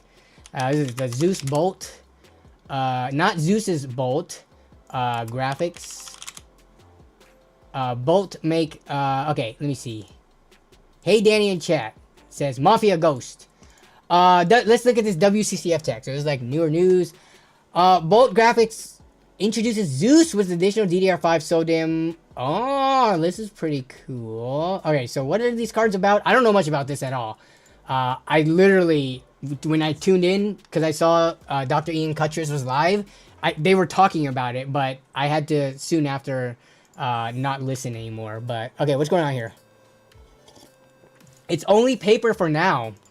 It's only on paper. Okay, what are they trying to do with this? So, Bolt Graphics introduces a new project straight up from the future, they say. Let me zoom in more so you guys can see it better. These ads. The company makes ridiculous claims. Ah, yes, making ridiculous claims. That is the norm right now. So, they are, you know, doing what everybody else is doing. You gotta stay competitive, right? Do what the competition is doing. About offering too big a performance uplift. Compared to flagship product. Whoa. Compared to flagship product. Not only are they saying they're going to perform as good as Nvidia and AMD flagship products, but they're saying uplift compared to them. They're saying they're going to be better than the 5090, 5080, 9070 XTs. This is what companies do when they don't even have a physical product to generate buzz. So it worked, I guess, because you guys asked me to pull it up, and I'm pulling it up now. But let's see. Bolt Graphics introduces, yep, 10x performance. Okay.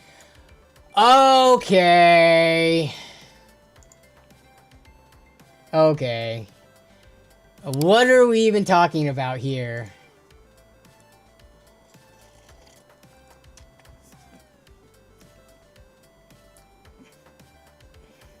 Oh yeah, the bigger the claims, the more scalpers will buy. Maybe the idiot scalpers will grab all these up, thinking it's the next, you know, the big thing.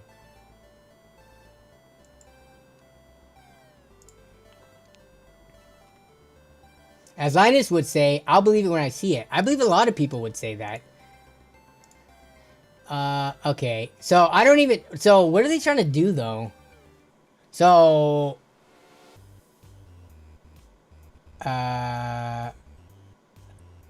28 Zeus GPUs is equals. What are they? How do you... This is just like all theoretical? What is the point of even releasing this information? You know how hard people are gonna laugh at you? We got... Okay. How far out is this company due for an early... Wait. While it has yet to deliver its promised product, which is due for an early... What does early 2025 even mean? Is early 2025 like first half? For me, early is like Q1. Once you get into Q2, I don't know if you can call that early anymore. And we, at the end of March, we are done with Q1. We are in the last stretch of Q1 right now. So yeah, this thing is not coming out anytime this month. As per its own PR, the company has a new Zeus. Okay, yeah. Then that in rendering up to 12 times faster in 0.64 HPC performance. Okay. The claims get ridiculous. Alright, so this is just a ridiculous model. What? Alright, the Zeus system bring modular design featuring that. We'll have 2 times SODIMMs to expand the VRAM. Wouldn't this be way slower though? Just by the nature of having, like, you putting in whatever... These look like... Yeah, these are laptop SODIMMs, right? Unless they're going to have specific ones that they sell that are faster than laptop ones. But just by, like, nature of not directly soldering it to the board. Isn't this going to be secondary memory? Yeah, they have the primary here. So what does adding this do? It's not going to be the equivalent in terms of, you know, the onboard video memory. And what is this connector up top for? Do they're all these questions I have, they're answering it. There are not one but two PCIe connectors on both sides, which probably the first on a consumer graphics card. Yeah, what are you supposed to do though? What do you connect on this side? Because if you had another one of these cards, you would need some kind of interface, and you couldn't even stack in that direction. I guess this might be for some other connectors for other devices that can, you know, tie into the graphics. Like, what is the use case for that? A riser on top? I don't know. Is that gonna work? Because whatever, let's say you put a riser and then you put it in upside down, or what? I'm trying to figure out, is this so that you can install it either orientation, but that won't work because the connectors coming out of here is gonna hit whatever, you know, you plug this into. If it's like a motherboard or a riser, usually when you plug it in, there's not gonna be room. So this looks like it's to connect other devices to it, but I don't know like what consumer product even exists right now that you would plug into this. SLI is back. No, this wouldn't be SLI because you couldn't connect two cards together via this unless you connected two cards in parallel to each other, you know, via this side's connector on a motherboard.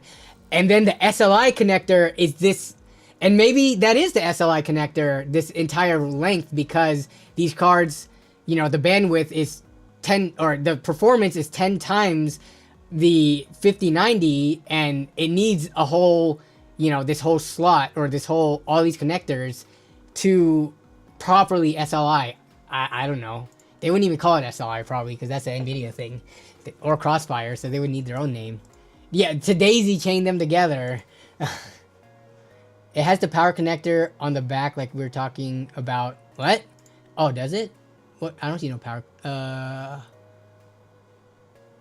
What power connector on the back? Looking at this.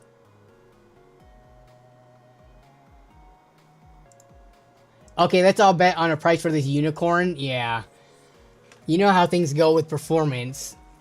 Usually, price and performance is not linear. It's exponential once you get into the big leagues like this. To pay for the best of the best, you reach well beyond diminishing return territory. So powerful, you need a motherboard on both sides to handle the power. Roll. Got the power.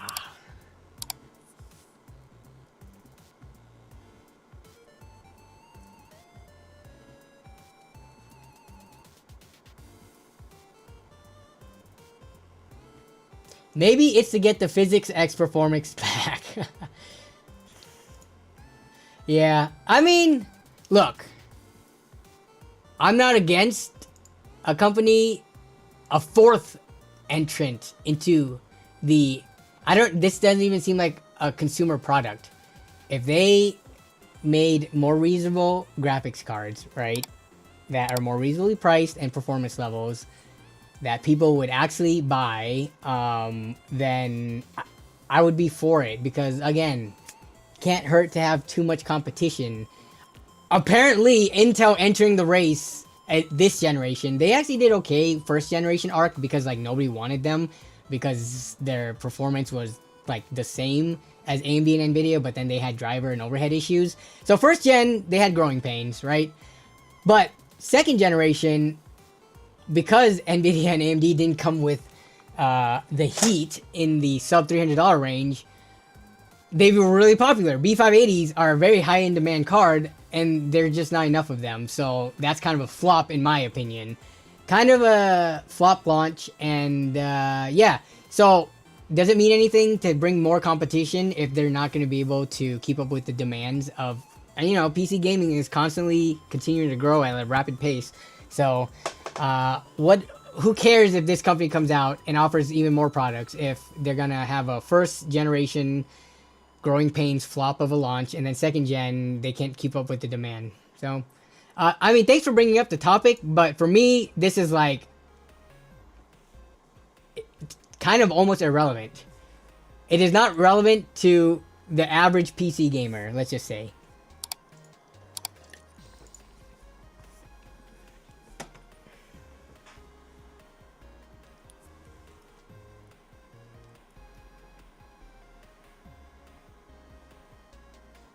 Doesn't seem like a graphics card as much as a rendering card. Yeah.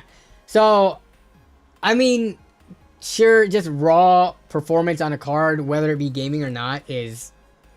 The companies use that to, like, gloat and stuff like that. But as someone who uses my graphics card for gaming and then for, like, video editing in these streams and stuff like that, I don't need these 10 times X the performance of a 5090 at, like, 10 times the cost, which would be ridiculous, right? I care about graphics cards, like, 600 and below for the most part. And I care about the 5090 because it still is a consumer graphics card. It's just kind of on the high end.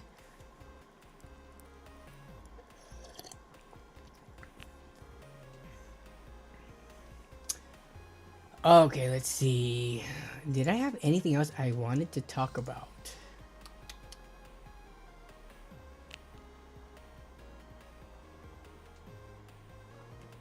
I think that was it for my...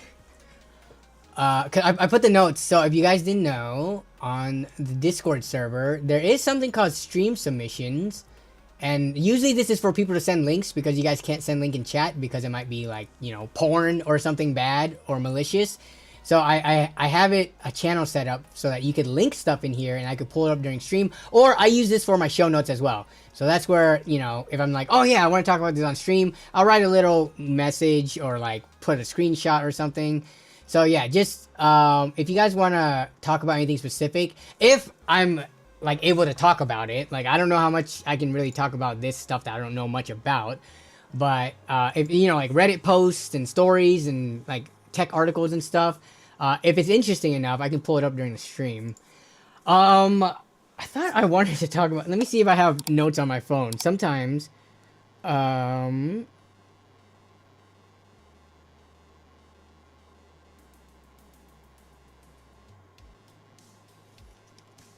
let me see if I have any notes.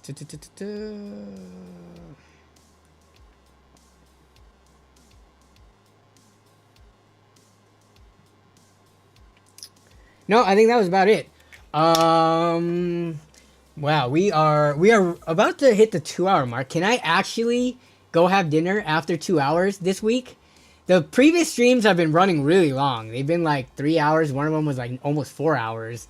But I mean, aside from the tech news for the new cards that next week we might have more information on 5060 and 5060 Ti. But if not, then it's gonna be a slow week. We've had a pretty good like 3-4 weeks of a lot of tons of tech news. So, oh, the 24-hour live stream, yeah. I don't know if I should spin that back up because I'm only like a little bit over a month into my testing. So apparently the live stream does not affect my video's performance. My video performance is just straight garbage right now, regardless of if my little indicator for my channel says live or not. So apparently I'm just either not in the YouTube algorithm at the moment, which I think is the case because I feel like my content recently has been pretty like normal, right? It's not like I've dropped in content quality. So yeah, for like budget build videos and stuff like that and budget hardware to not do well doesn't make any sense to me. So I might spin the stream back up because it's not hurting performance. Roller skating yet? So I roller skated in January. My foot hurt a lot when I did that. I think I was planning on roller skating this Thursday actually. Sean, are you in the stream? One of the viewers of the stream and of the channel actually goes to... Actually, a couple of people. I met another viewer once only because I guess our roller skating schedules didn't line up. But I met another viewer and then I took a picture with him and everything at the roller skating rink. So at least 2 of the viewers go to the same roller skating rink that I do. But yeah, I'm trying to go on Thursday because I want to start going more, but my foot is not liking it ever since what happened last summer. So yeah. Do you think the 9070 XT has missing cores? Why would I think that? Was there a story or article that was posted about that? Because unless there is, I don't have one on hand, so I would not be able to know that without reading it somewhere first.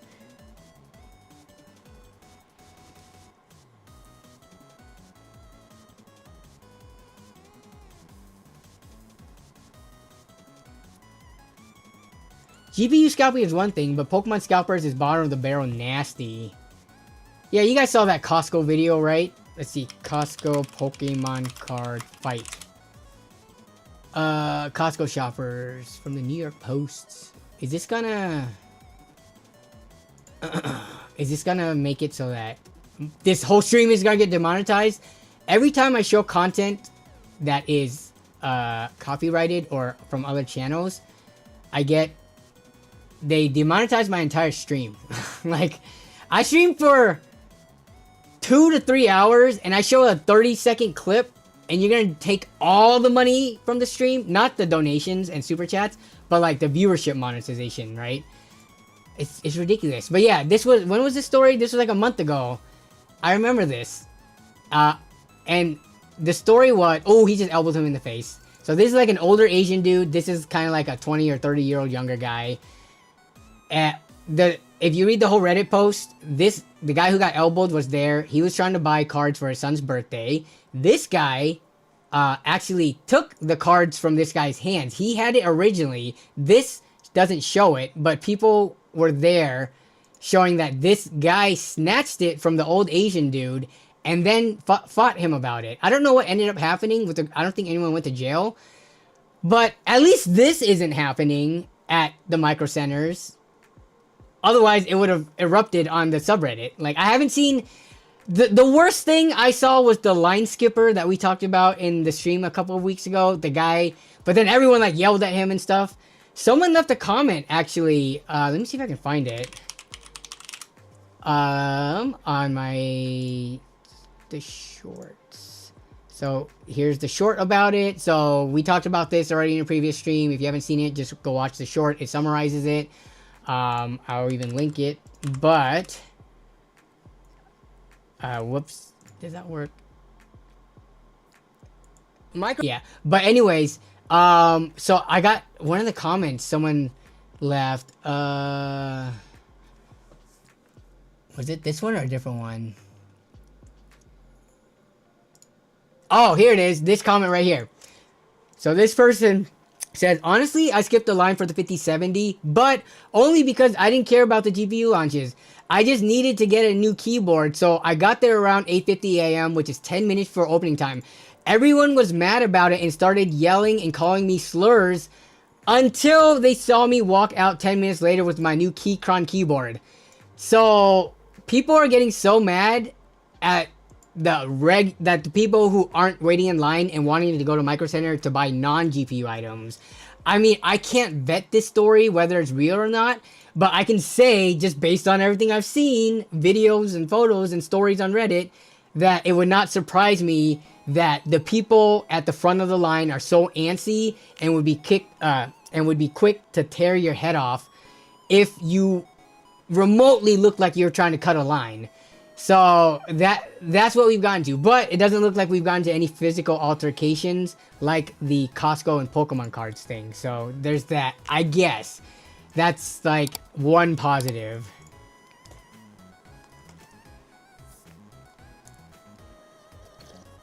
What happened to Line Cutter? I think everybody yelled at him. Actually, I gotta remember, because the post got deleted, or at least the picture got deleted, or the post got taken down because it was showing like, it's weird. I guess it's like, in this case, they didn't want the guy's life to be in danger, which is a good thing, right? Because I actually was kind of siding with the guy. But there's so many pictures of people posting on the Micro Center subreddit about people waiting in line, clearly showing people's faces and things like that. But I guess because those ones don't have like a negative connotation to it, as opposed to this one, where this guy tried to cut a line, and he might have people come after him, I guess, even though I kind of agree with him. Micro Center, again, doesn't have an official camping and line enforcement policy, or at least this Tustin location. It's been said, they did the same thing during the pandemic, except during the pandemic, they had the raffles, so, you know, that was a different... They need to bring back the raffles. Bring back the raffles and lotteries, please. I don't even have a Micro Center, and I'm advocating for it because I'm sick of no-life scalpers being able to camp out day in and day out and get cards from real from real, you know, gamers.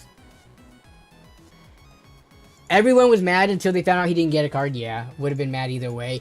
Yeah, I think what happened with this line cutter, if I remember right, during that Reddit post, they said they didn't even get graphics cards in that day. So, whoop-de-doo. It didn't even matter, but, yeah.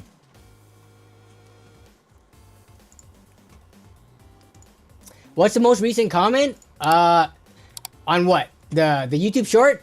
Bro, my YouTube shorts is not... I don't know. I feel like the more recent YouTube shorts that is clipping the streams, I feel like they're pretty like interesting topics and things like that. Even this one! This is my most successful video. How many views does this thing have? This thing has 8,000. And in YouTube Shorts world, 8,000 views is pretty much like nothing. You guys have seen YouTube Shorts, right? I mean, just go take a look at anybody else's YouTube Shorts. What their numbers are pulling. This is based on one of my most successful videos. It has 8,000 views for a YouTube short. That's like a horrible viewership. But yeah, the Micro Center one, it didn't perform that well. Maybe it'll hit the algorithm at some point in time, or maybe it won't. 2,673 views and comments. I only got 19 comments, and it's not like there's tons of them. Oh, Jake, that's why you wanted me to check the comments. Big D gang.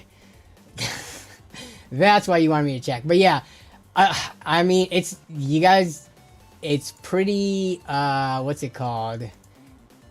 I don't want to say depressing, because that's actually a real, you know, like mental issue. But, it is not happy times when you're producing content at a pretty regular rate and it's just like not doing well at all, which is the story of the channel for the last quarter almost. Disheartening. That's what I wanted to find. Disheartening. I couldn't think of it. The only D. I was like, it's a D word. Depressing. No. Yeah, it's very disheartening. That's the word. Thank you, Neil. But I mean, look, I've got this little reminder to subscribe, like, and stuff. But just like last week's stream, what am I supposed to do? Like, we've had a concurrent 120 plus people the entire stream. There's 55 likes. I know not everybody likes and stuff. I don't know how much that stuff even affects the algorithm, but I don't know what to do at this point. Make better content, bro. Do you think YouTubers, especially once they've been doing it for this long, like, do you think people aren't making the best content they can every single time? I don't know of a single YouTuber who just puts out a video that they feel is like, yeah, this sucks. Like, everything that I put out, whether it be a shorts, a stream, or a long form video, I put effort into. You could always put on a dress and start OnlyFans? Yeah, no. Yeah. I've seen those channels where it's like a construction channel, but in every one of them, the wife is like wearing, or might not be the wife, the girlfriend, whatever, is like wearing a thong, just straight up thirst trap clickbait, and then she's not even in the video at all. I've seen that. I'm not sure if I've seen the thirst trap tech channels.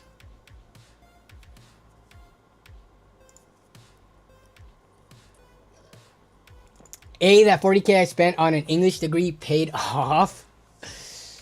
Yeah. Hopefully it's paying off more than just that. Hopefully, you know, you have a job that pays well, that your degree helped you get.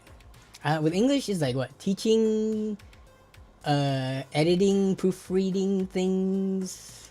Probably a lot more you can do, but I was an engineering major, so, you know, I don't even think I had any friends that majored in English or like a social studies type of thing. Mostly like the more sciencey and science-based stuff. I did have a really close friend that was like an art major, but English, like just as a general topic, general studies type of thing, I don't think I know any English majors. Needs more clickbait, maybe. I feel like mine has the right amount of clickbait to be effective and not annoying to viewers.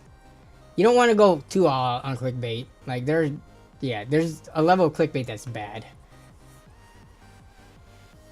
So what is with AMD saying they're encouraging MSRP prices? What is even the point if they're not going to do more? So the encouraging thing, I think, is referring to the rebates.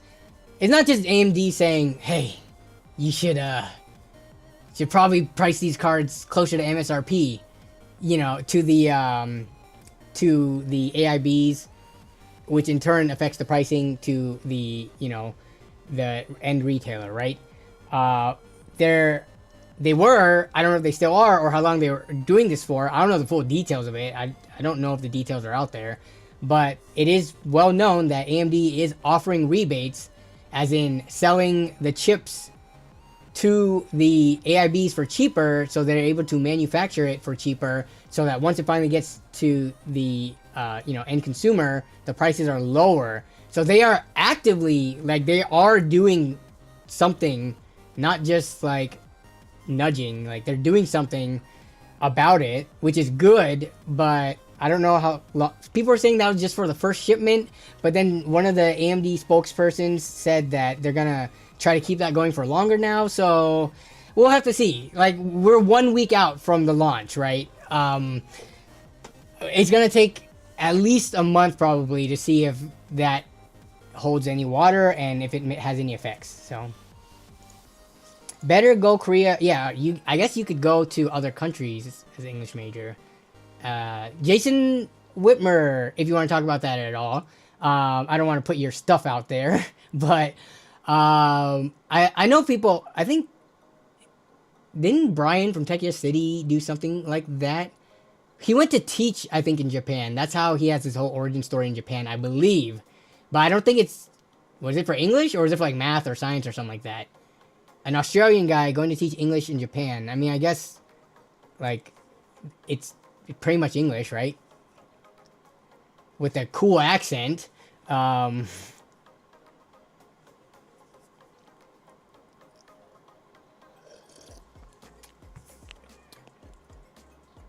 I mean, if they're just going to discount the cards with rebates, it's just going to be a discount to scalpers and not actual buyers.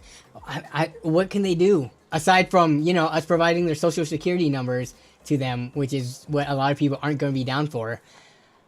I don't know, aside from a raffle lotto system, which also scalpers are going to get these cards. So, I don't know what the solution is.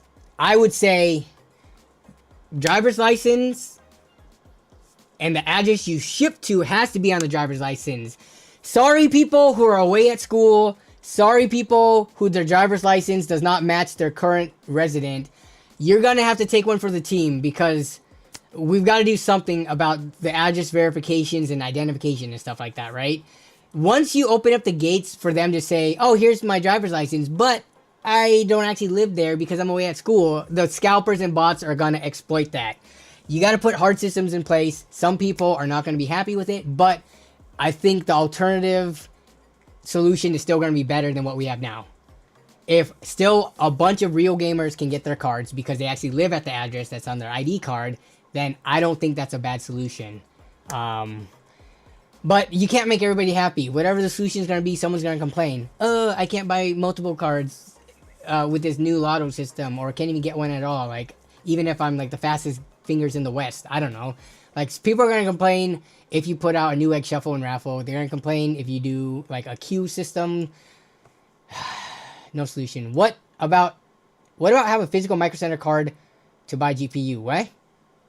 What about have a physical Micro Center card to buy GPU? I don't know it. You might have to rewrite that. What? Okay, let me read this for like a fourth time.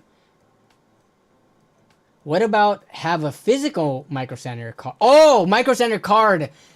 See, I thought you were talking about the graphics card. You mean like have a physical Micro Center? Does Micro Center have like a membership card thing like the freaking grocery stores have? You know, the grocery stores, they try to make it sound like, I think this is a bit from a comedian. Like, it's such an exclusive club. The Safeway members club. You're in the club if you sign up for their free thing to get like discounts on items that should already be discounted. But does Micro Center have like a little thing you can put on your keychain, or like a card you can put in your wallet that, like, I don't know, it says you're a Micro Center member?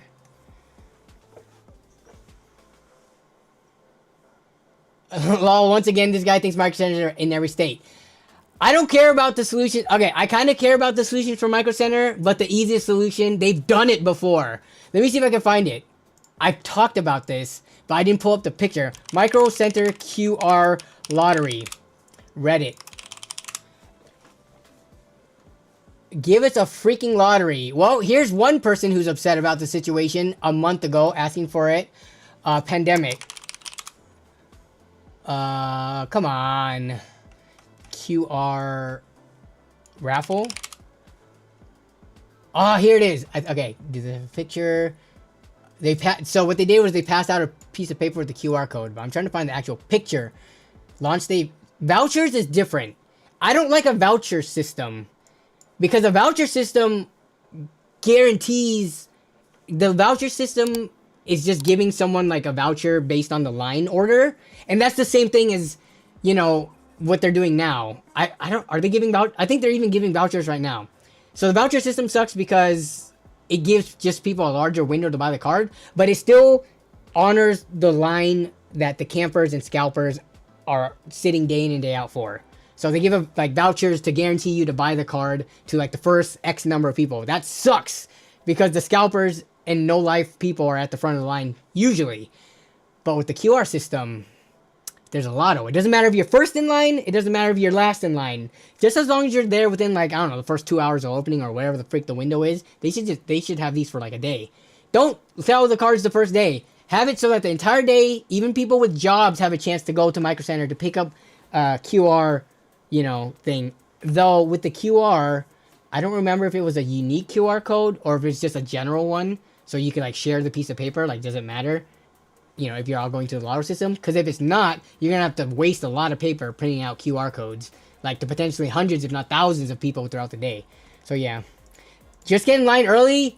Just get in line early.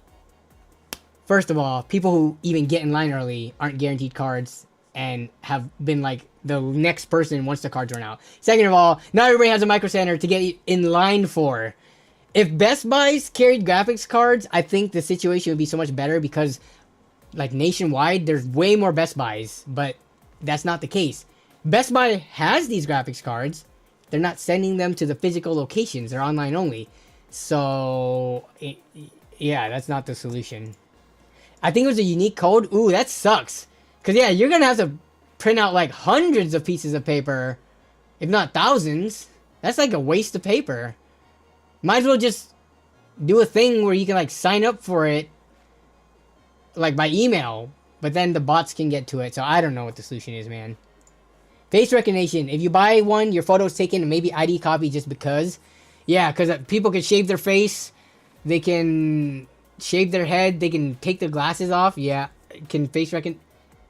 I don't know the science of face recognition. I know my phone. Let me see. Does my phone face recognition work without my glasses?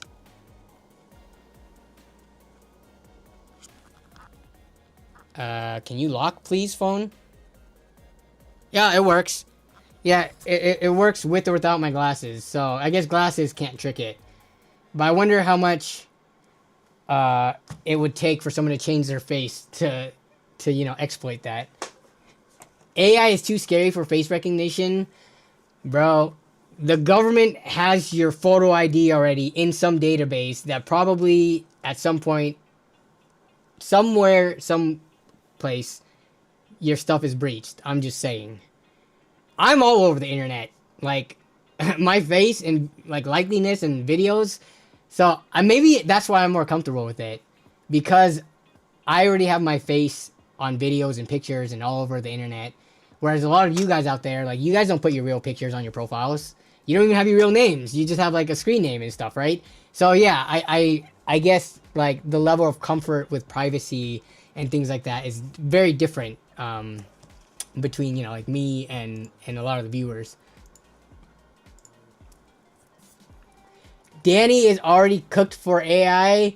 What do you mean? What up, Shauner? Long time no see. How you doing, man?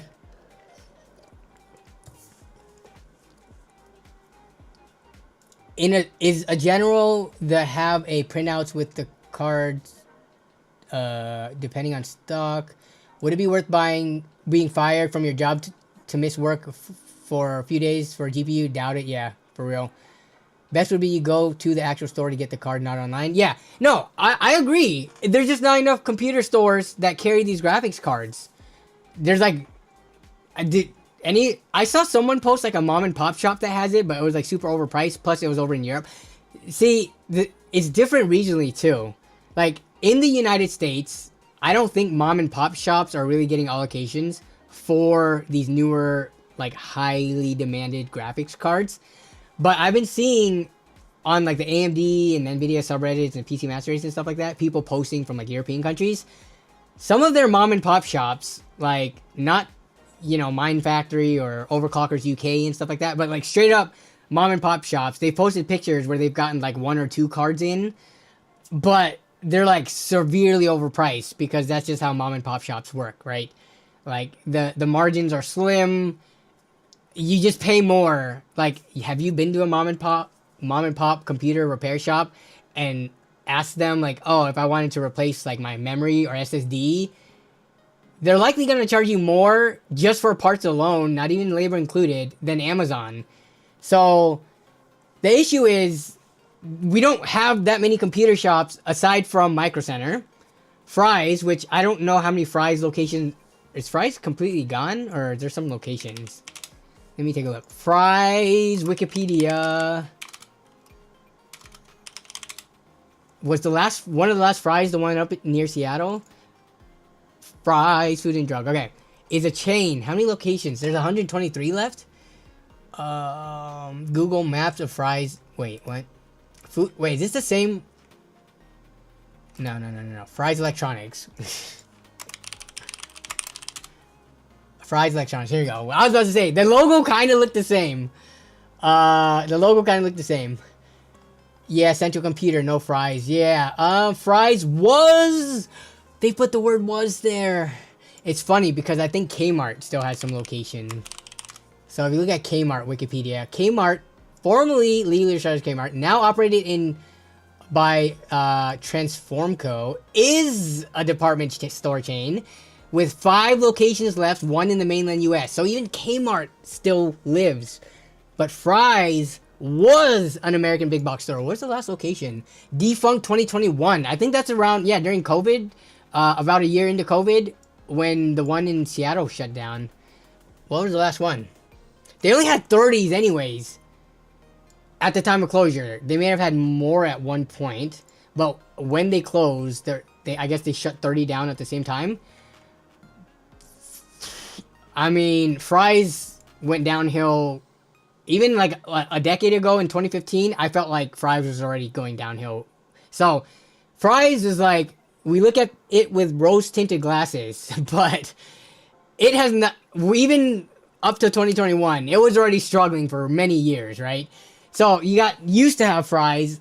So, in the US, if we're talking about big box store, does Micro Center even count as big box? And if it does, it only has 29 locations, so what would be the next big box store that even carries graphics cards? Walmart, which is only online. I guess sometimes they have them in stores, but don't rely on that, right? Like, most of the PC parts moving at Walmart is online, and same thing with Best Buy. They have stuff in stores, but they don't have the hot, good stuff, the new hotness. It's online. So, the people saying, wait in line. Are you not aware of the situation? There's still a Kmart, WTF? I don't know where's that location? 1 location left. The one Kmart in mainland US. Miami! It is in Miami, apparently. Oh my god, this doesn't even look like a full Kmart. Look at this. This looks like a Bartell's or like a Walgreens, just by the size of it. Remember Kmart? It was like big. The buildings usually were big. Let me see if I can find a better image. We're talking about Kmart now. Don't you love it when we talk about random stuff that, like this what big Kmart's? Remember, Like when I imagined Kmart's, I remember maybe it was just the location that I had was like a bigger Kmart. But yeah, we're talking about like a more bigger sign storefront, multi-story building, like 2 stories. This looks like whatever your local pharmacy company is, single story, you know, what is it, Rite Aid or something. So the last one standing is like a tiny looking one, huh?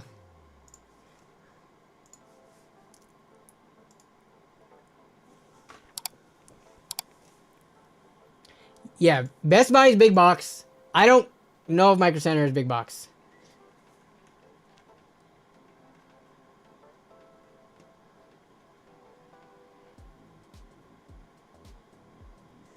Oh, sorry. Going back to what Shauner said, because I went on a tangent.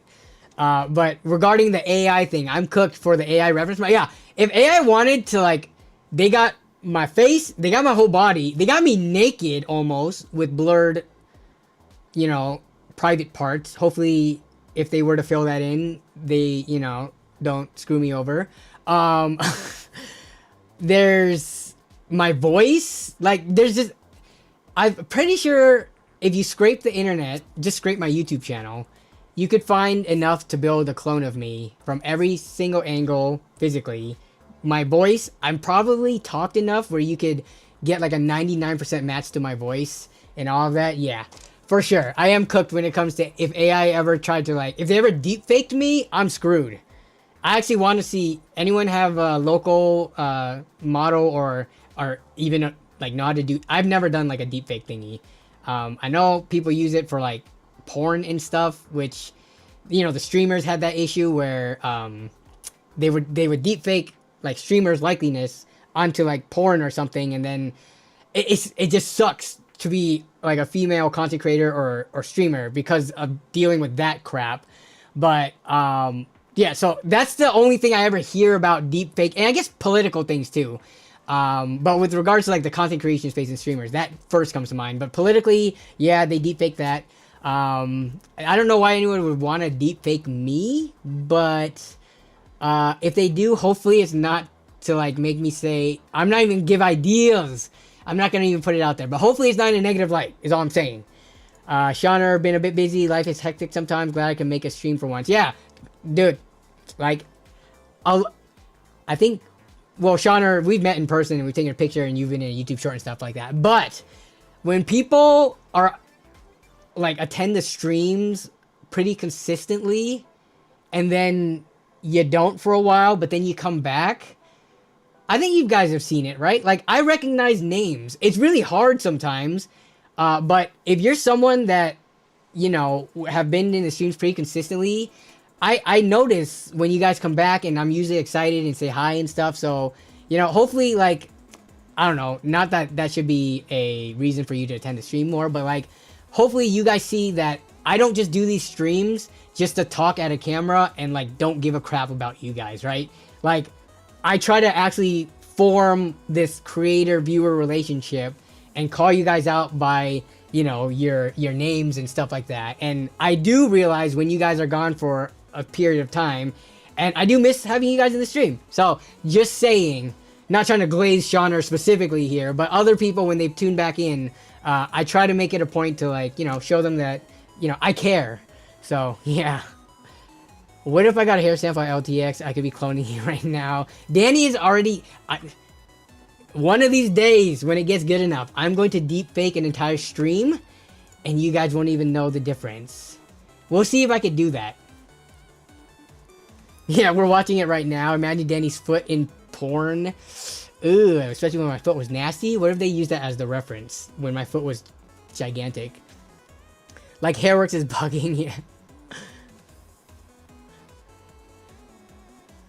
I'm no donut. Oh my god.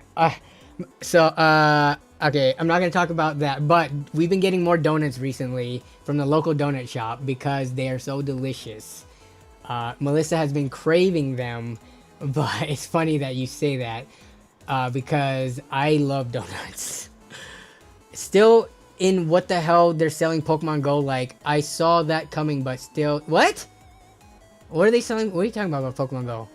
Imagine people selling their channel and using AI to generate new content. Have you... we talked about this in previous streams. Let's go to YouTube Shorts. How long will it take for me to find AI generated content? So this all seems like pretty, you know, unique content. Wait, let me put the sound on this. Disgusted when voicing the character. I have a mannerism that I found. This might be AI generated. You can actually tell. There are programs out right now that can take multiple cuts and generate videos and do this. I mean, all you have to do is take a look at a channel, right? Like, look at this channel. It's called Overfloat, 137,000 subscribers, 88 videos. And the only thing it's on is, like, not original made content. It's just rehashing and recutting and making YouTube Shorts out of, like, it looks like Pixar stuff for the most part. And either interviews or using, like, AI voice. So yeah, no, AI, you don't need to imagine people selling channels and using AI to generate new content. AI content generation is already like flooding YouTube. Girlfriend? Yeah, like this stuff too. They just take speeches, like famous speeches. Here's a Dave Chappelle thing. All they do is add some text over it and you can get a channel that has, you know, 88 videos. Interesting. Both channels I just looked at had 88 videos. But to only make 88 videos and get 21,000 subscribers, that's pretty impressive. Oh, this is like all Dave Chappelle clips. Wait, what is the channel called? Comic Zap Clips. So it's like comedians, I'm guessing, but all they're doing is Dave Chappelle stuff. Interesting. Yeah, this is all AI. Or mostly AI. Maybe a human's pressing a couple of buttons, but yeah. We are already in like the era of content being completely AI generated or completely created with AI. Maybe not generated, but it wouldn't be surprised if we started getting there like within the next few years. It's crazy. People have to, yes? Are you kidding me? How do you, so the way that these channels usually work is, here, this is some, and as a content creator, I study this stuff, right? Like, I see the trends and stuff, so, like, I kind of have to live and breathe it because it's what I do. I'm not gonna do this stuff because it's AI-generated slop garbage, brain rot. But, let's take a look. How can a channel get even remotely close to the tens of thousands of subscribers with so little videos? Well, if you look at the stuff that they're generating, if you look at the newest stuff, a lot of this is slop. Look at this. Oh, well, actually, no. Dave Chappelle is very popular. I take that back. Not this channel specifically, but a lot of the ones that you do watch, they won't have this many views on all of them. But all it takes is for a couple of shorts to get to 2.6 million views, 1.9 million views, 1.3 million views. And then, so, I don't know why someone subscribes to this stuff, but apparently they do. Let's take a look at, like, Japanese desserts, right? That's one that I've seen commonly. Let's look at the shorts. So there's a bunch of YouTube shorts from people who, here we go. Desserts in Japan. These are 3 of the most unique desserts in Japan. At number 3. Okay, so they do like these types of videos. These are 3.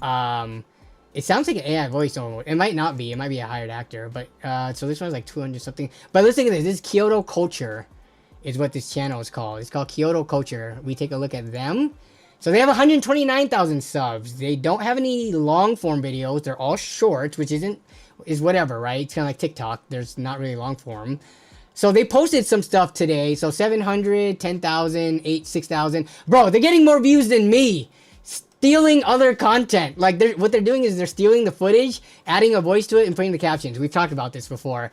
But they're getting more views than I am because they're talking about popular topics. But you can see, just because they have 129,000 doesn't mean like all their shorts are popping off. If I hit popular though, we are guaranteed to see millions. Yeah, 14 million, 10 million. So that's how a lot of these AI channels work. They're just repurposing stuff that exists, essentially stealing a lot of content too, adding AI voice and automatic captions, and they're just running entire channels off of it, right? Like, none of this content is their own. So you could say it's kind of like a commentary channel, but at least commentary, they like put effort into making commentary.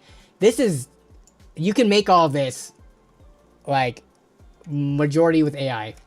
and you can get 100,000+ subscribers apparently. And then yeah, you can sell your channel if you want, because that's the basis of the conversation we were talking about.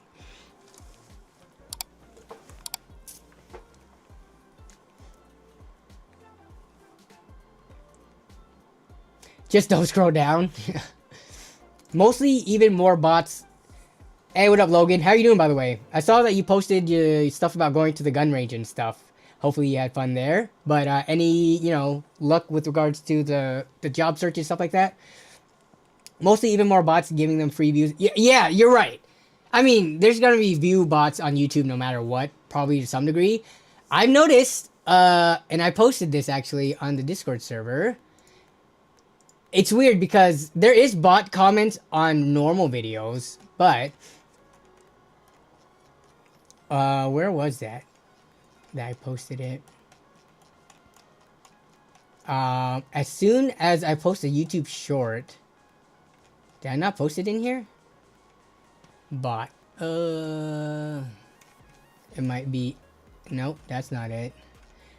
On YouTube Shorts, more specifically, I see.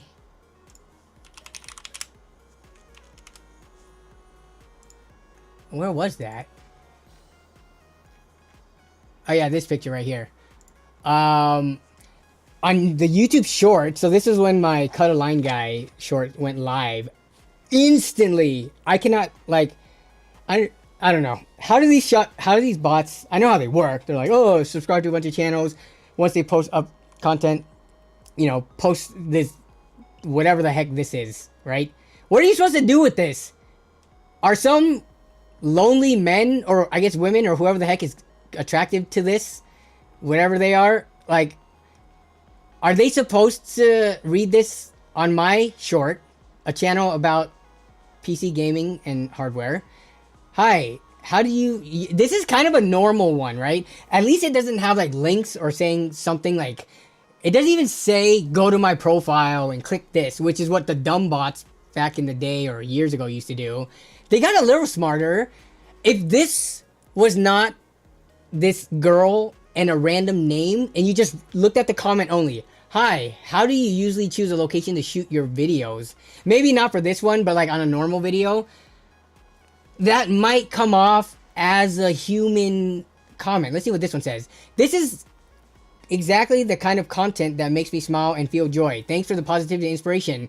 Okay, that's a little bit too happy, right? But that doesn't, it's not asking you to like put your credit card information. It's not asking for your social security number. It's not asking to click on the profile to check out my OnlyFans. It's just like a comment that's not with a call to action. So I don't know what they're trying to do. Again, the only scenario I can think of is lonely men thinking that Anna Q5Y1Q is hot and clicks on it. I was about to do an experiment and go to click it, but I already deleted these comments. Maybe next time. Oh, actually, can I find a bot comment? Maybe we can click on one and see what their profiles look like. Let me see.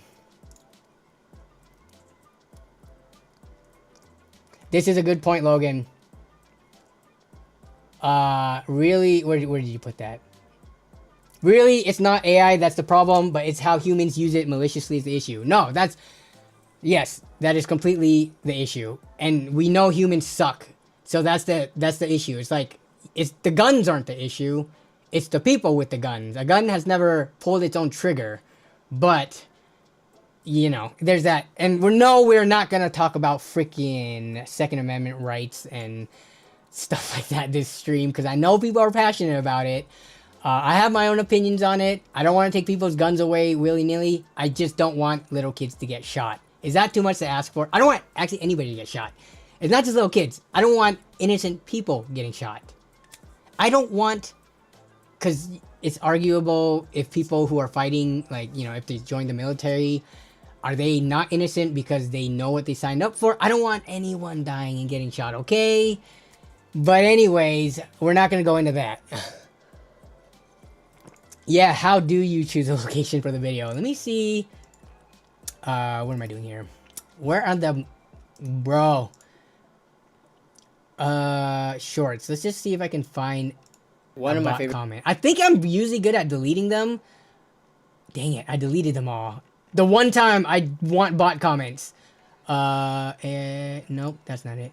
All right, this this is one? about 3 hours into the No, day this one had one too many launch comments of on the- it. All right, People so too- it's launch. Too hot. Okay, bot comments. No, there are no bot comments.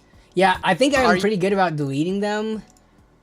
So This is my unfortunately, I cannot pull them up. Yeah, see, a lot of people even realize, bro, only one comment besides mine is not a bot. What the heck? So I do go in and delete them next time. I'll save the bot comments for next time. But when we click on their profile, what are we expecting? This just in, Nura budget is against USA rights, American flag, American flag. Nope. I said I was not trying to take everybody's guns away.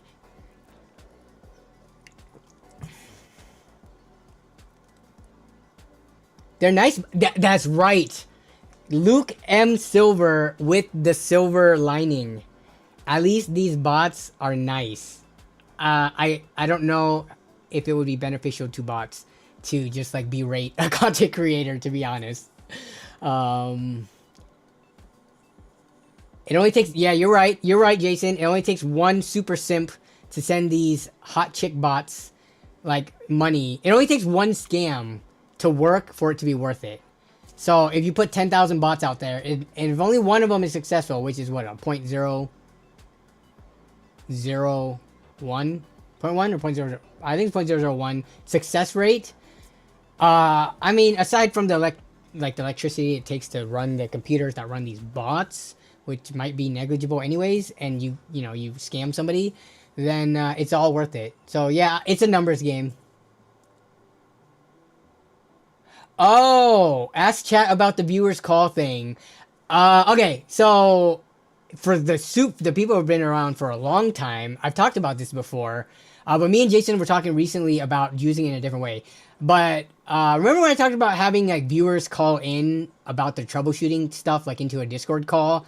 And what we basically said was like there needs to be a system to vet the person, because we don't want them coming on here screaming the N-word over and over and just being a troll. But Jason was saying, what about a stream idea where we had people call in and they also give their thoughts and opinions on stuff or debate a topic? And I'm not against it. I just don't know how big the pool of people, one, who would be willing to hop into like a Discord voice call, right? A lot of people aren't comfortable with like sharing their face with a face cam, sharing their voice on voice. How many times have you joined Discord servers and like people are like, all right, everyone hop into voice, and like nobody's in there, or they're just lurking and listening. But if people are interested, I don't know if we can have a segment. I would have to think more about this, right? We literally had this conversation like the other day. If we had a segment where people could actually get on their stream, I would be okay with doing video and voice.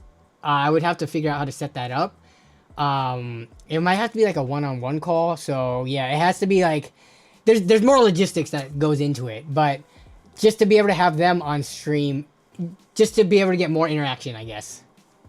Vetted viewers call in, which, I mean, you're already vetted if you've been in the Discord server participating, but that pool of people is kind of short. The Discord server is pretty small. So we will eventually, if people are interested in only doing that, they'll join the Discord server to do that. So then vetting them is going to be like a process or whatever, right? But I would think that people would be more like not crazy and trolly, because your Discord server it's kind of like they IP ban and stuff, right? I know you can get around it, but still, people's Discord accounts, because they join multiple servers and stuff like that, I think like no one's trying to have 5 different Discord servers because they got banned from 5 places. It's just annoying to deal with. So I think Discord, when you have common servers and stuff like that, it is a way of vetting people. But that was what do you guys think about that as an idea for potential future stream segments? So it's not just me talking, but it's me talking to other individuals that hop on a call, but whether it be just voice or video. Yes, just like that was the original idea when it was first brought up years ago. Kind of like talk show radio. The only reason I never pursued it was that if you even the way the streams work, this isn't like a friggin', you know, TV news network or like a sports event, right? If someone goes on and they yell slurs out or display genitals on camera, I cannot catch that and, you know, remove that. That ends the stream and the stream gets deleted. Like, I'm not risking my channel getting strucken down, because once you get strikes on your channel, they're permanent. Like, when we do this, I have to make sure the risk is pretty much 0% chance that a troll gets by. So that's the reason why the idea never came to fruition, right? And I just shelved it for the longest time. The idea got brought up again when me and Jason like talked about it, but I am deathly afraid of that. Yeah, because there's no tool on my end that says, oh yeah, just, you know, not show or censor that last 15 seconds that happened of that guy showing his dick, right? Like, no, it doesn't work like that.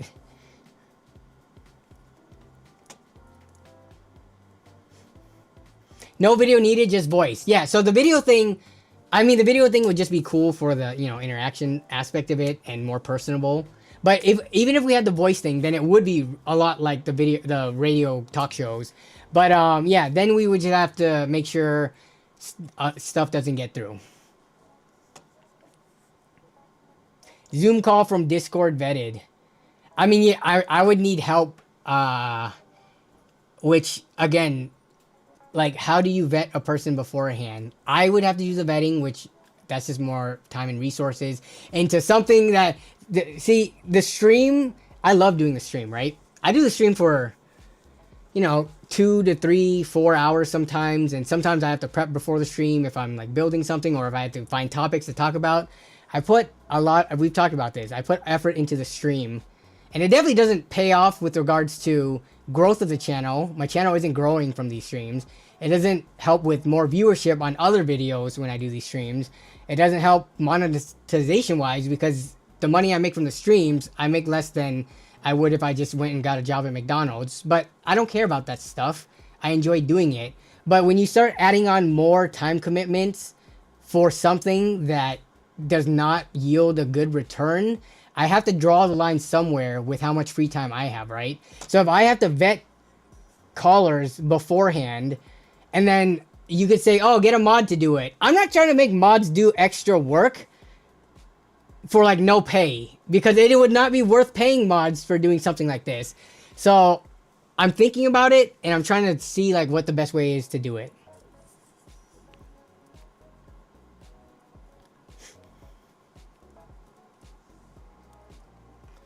Yeah, it's messed up, and bet there will be one soul to ruin. Yeah, there's always one person that will ruin everything. You put out a sign that says free cupcakes, take one only. There's gonna be more than one soul that takes multiple cupcakes. It's like, you just can't help it. So, I mean, we can massage this idea and like try to get a working concept. But yeah, that's what Jason wanted me to bring up. So just getting people's ideas. Not gonna lie, I don't talk in the Discord that much nowadays. Yeah, I mean, the Discord is here's the thing about Discord, unfortunately, right? The PC building community is so segmented on Discord. My server is pretty small. It's fine that way, but it doesn't get a bunch of like movement. But then you've got every tech content creator, like did Scattervolt delete his? I think he did at one point, but he might run it back. Zach's Tech Turf has one. Toasty Bros has one. Every Tech Yes City has one. Craft Computing. Every channel almost has a Discord server. How you can't expect people to participate in all these servers like daily on a regular occurrence. So I totally understand with my small as it is community, why people don't like participate in it a ton. There are people who, you know, say stuff every single day, and I try to be in there, but it's just pretty hard for the average person joining like 20 different, and then there's like the PC Master Race, the Linus Tech Tips one, Gamers Next. Everybody has a Discord server. I understand why there's slow movement. So to have people that have been around long enough, that has talked enough, that we can vet, that are willing to come on voice, it's something I definitely have to think about. So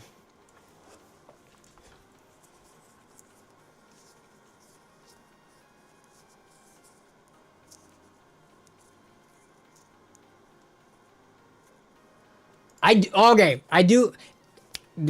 Thank you for bringing up Omegle. Does anyone know what the newest and safest Omegle is? I have a video idea that I want to do with Omegle, which is Omegle, whatever. Thank you for bringing this up. Because I've been watching Harry Mack. You guys know who Harry Mack is? The most legendary, off-the-top, actual freestyler I have ever seen. If you guys don't know who Harry Mack is, check him out. I don't want to play his stuff because I don't want to get copyright. But he does in like real-time freestyles where he goes into public, he asks people, like 5 different people for 5 different words, and then he freestyles on those words on the spot, so you know it's not pre-written, and he's freestyling as to what's happening there. So like if a balloon randomly flies across the sky, he'll integrate that balloon into his freestyle. Truly legendary rapper. Like, my god, nobody even comes close to him when it comes to off the top, off the dome freestyling. Anyways, he does a thing called freestyle, Omegle freestyle something, where he goes on Omegle, which matches you with a random person that you could chat with video and voice, and he does freestyle content with them. Like, he freestyles their suggestions and what's going on in their video. I want to do, and I don't want to say what the video is because I want it to be a surprise, but I want to do an Omegle related video for PC related stuff, but I don't know what the latest Omegle is. Like, so this got taken down because, I mean, if you've ever used Omegle before, you'll know that it's a bunch of people showing their dicks. Like, you will have to swipe and to the next person like multiple times because it's just a bunch of perverts and creepers. But every once in a while you run into like normal people that you can have a conversation with. Right? So that is a perfect platform to do like interesting content like what Harry Mack does. But I don't know what the latest one is. Does anyone know? Random flashers. Omegle GPU hunt. Okay, it won't be that. It's mostly predators and kid. No, they're like, obviously if you get a kid, like skip. If you get a predator, skip. If you get a, you know, guy showing his dick, skip. But sometimes you just get normal people who are bored looking to chat with random strangers, which isn't like the most bizarre idea in the world, right? I used Omegle just like out of boredom before when it was a thing. Before, don't match me. Omegle.life. But I want to find the most legit one. And looking on Reddit, there's no consensus as to which one is right. Why does everyone want to show their junk online? Isn't there already enough of that, dude?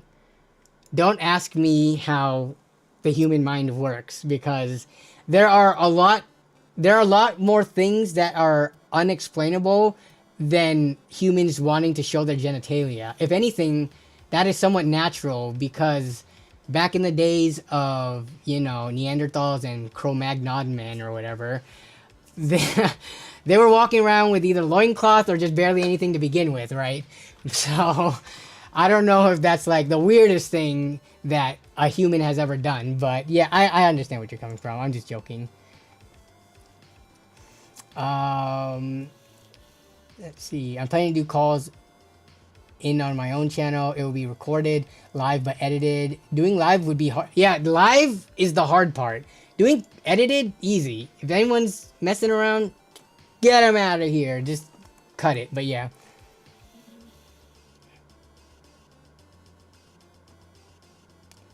Robert Fixit, a lot of work. Braythorn. Yeah, Braythorn, well, his isn't a live call.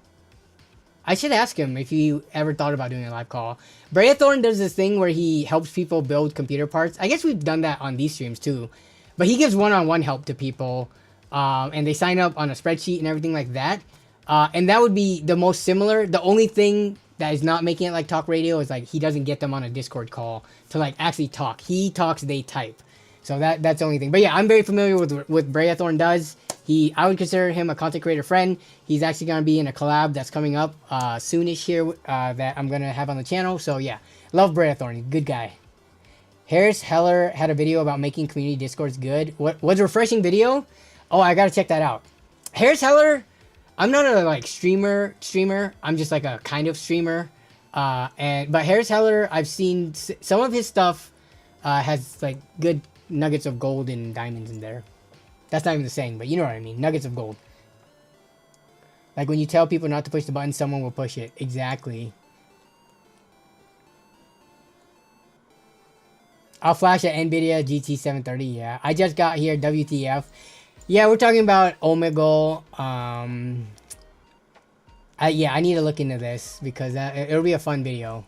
Anything when you're dealing with random strangers is potential for interesting content, which is why the Craigslist or used part pickup series is so like, you know, it usually performs well. We actually have one coming up this weekend actually, so look forward to that. I have not done a part pickup ride along since before my foot actually. So in the summer, right around when my foot issue happened, I think is when I released that video of me picking up the 3060 Ti from that Asian dude that was an ex-miner. But that was the last used part pickup ride along video I did. Part of it was because, yes, my foot, I couldn't walk, so I wasn't gonna do part pickup ride alongs. By the time I was able to comfortably walk, we were getting into the rainy, cold season, like fall, and it was like getting darker sooner and stuff. So I explained in the video, like, if you guys notice, most of my part pickup videos are usually around spring to like summertime, when it's like nice and bright and sunny out, and I don't have to make people wait in the cold rain and snow while I test their hardware. So that's the reason why there's been like a big gap in used part pickup videos. But I'm basically done editing it now. It'll be out this weekend. And this was a pretty fun and uplifting meetup, I will have to say, and you'll see why once the video goes live.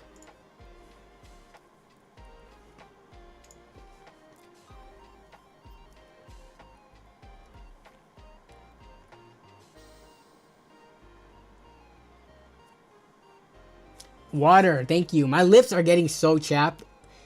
I'm not sure. You guys might be able to see it because you have a bigger window if you're like in full screen, but yeah, I can feel it right now. They're ready to peel. I've been talking all night. All right. How are we already almost into 3 hours in stream? Okay. We talked a lot tonight about some fun stuff. Should be some good clips to come out of it.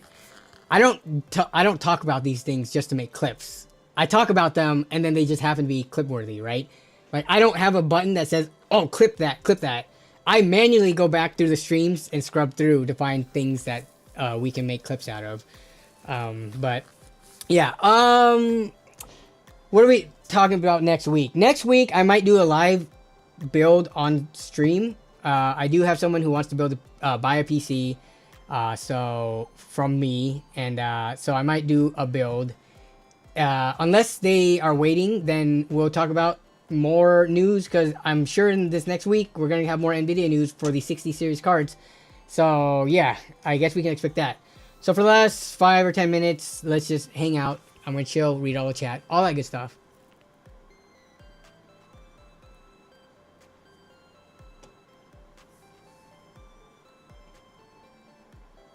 If he did live stream, if H, who's H? Like Harry Mack or me? If you do live streams, you'd need someone else to, on a close button. Exactly. Yeah. Should have got a van so you could film and test in the van year round. Are you kidding me? Okay. I think you're joking.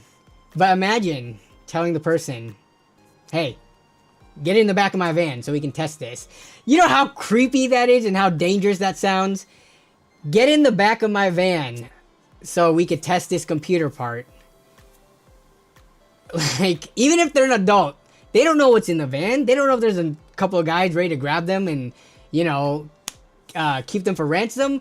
Nobody is going to want to hop in the back of my van in the wintertime to test some graphics cards. Okay? We do it when the weather's nice and the sun's shining bright, or at least there's daylight and not, you know, rain and darkness. But yeah. Yes, free PC parts spray painted on the side of the van. I can see that now. That's a video idea in itself that, at least, I'll give you partial credit, Shauner, because I expanded on that idea. An actual video where you spray... I don't have a van, so I can't even do this video. So, I guess the idea is out for whoever has a white, creepy van to make this video. But put free PC parts, and the first person to actually open the door and go inside and inquire about it gets the free PC parts, or the whole free PC. This is something that, like, only Linus or some big channel can do, because they can afford to, you know, get a van that they could spray paint and screw up and stuff. I guess you could rent a van and get like vinyl stickers or tape a poster to it, but I'm not doing that. I am not in the I'm not in the financial position where I can give away free PCs right now, even for a potentially viral video, or for a video where YouTube's gonna say, screw you, we're gonna give you no views or the algorithm anyways, and then I just spent thousands of dollars to like to not, you know, like make at least my money back. I don't only give away free PCs to get my money back, but I'm just saying for this van idea where I have to go do all this crazy stuff, nah. It would encourage people to trust creepers just in case. That's a good point. Hire van, use whiteboard markers to write on the side. I can't give away free PC parts and free PCs at the moment, unfortunately. The channel is doing very badly, and I don't have disposable income, unfortunately, and the sponsorships aren't rolling in either. So, I wish I could. Right, that sounds like such a fun video idea. Viral potential, but I can't. Maybe we write that down for when the channel is actually back in the algorithm, and then we revisit that. But right now, when normal content's barely scraping by 10,000 views, can't do it. Let's see.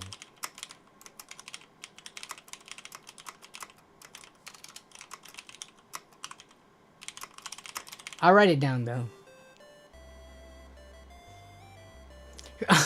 Free PC parts shuttle van. Let's take a ride, like the cash cab. Answered this many. Do like you can do a Uber cash cab style thing where they answer 3 PC questions about PC parts correctly, they win a free PC. There's so many viral video ideas that I wish I had the funding for, or like a team to be able to do. You need to do another kid PC and make a Patreon for us to donate. I don't want to do a Patreon. I'm okay with YouTube memberships because it's integrated into YouTube and you guys get emojis and stuff like that. But I don't want to manage a Patreon. I've talked about why into more detail in previous streams. Please add membership link in future video description. Still not able to access easily on iPhone. I don't think there's not a membership link. There's no link to membership. I'll show you what it looks like. Can I show this? Let me see. You have to be logged in. Let me do that real quick. Let's see.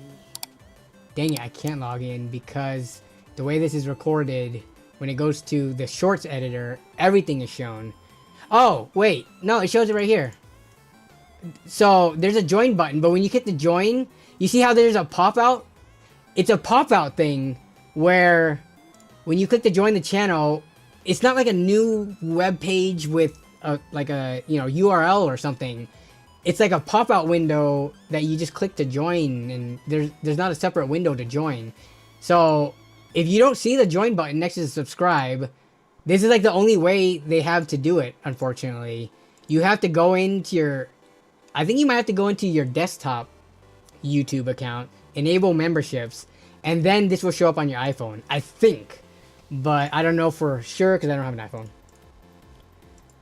I think it is the join button, but not everyone sees the join button if you didn't know. The join button is only there once you enable YouTube memberships to be enableable. Let me see if I can pull it up on my phone. Like if I go to, let's go to Harry Mack actually. Does he have a join thing?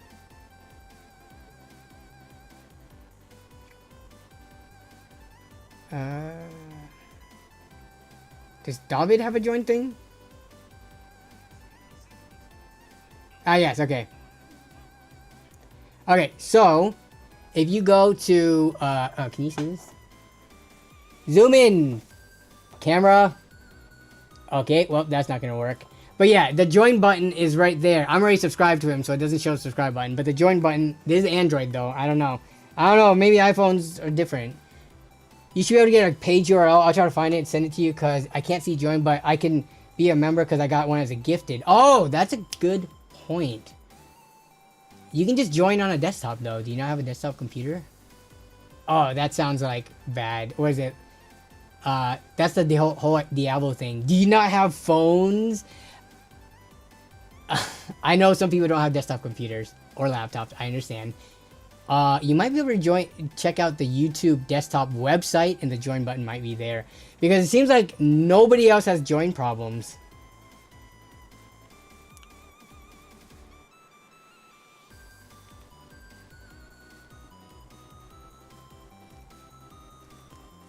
Oh yeah, don't Arno G. Trust me. I have so many of these types of video ideas. Like that's put on the shelf or like written down on a note somewhere. Like there's so many ways you can surprise people with PCs. That is like, I love doing that, and I love coming up with ways, which if you watch the channel, right? That's like, whenever I do those, a lot of thought and time and effort goes into them, because that is something that I think about a lot. But it has to, like, I can't go poor and broke doing that, is the thing. And I don't want to like give all my information out, but just look at how many sponsorships I run on my videos. Look at how many views my videos are getting. You could get an idea of how much I'm probably making on YouTube. And it's not a lot. Some people actually, like, I shared my numbers with Jason. He could, if he's still there and wants to like back me up on what I'm saying, like, the numbers are really low.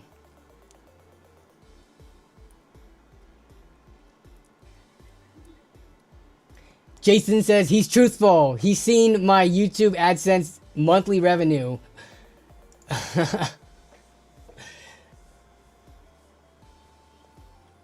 You could use Discord as a stage area for voice calls and mods. Yeah. No, I mean, that's what we would do it through. It would be through Discord, and it would be the mods that would, or I don't want to put it on the mods. Honestly, anybody who's a mod in the YouTube chat, because it's like an easy job to do and they don't even have to do it, right?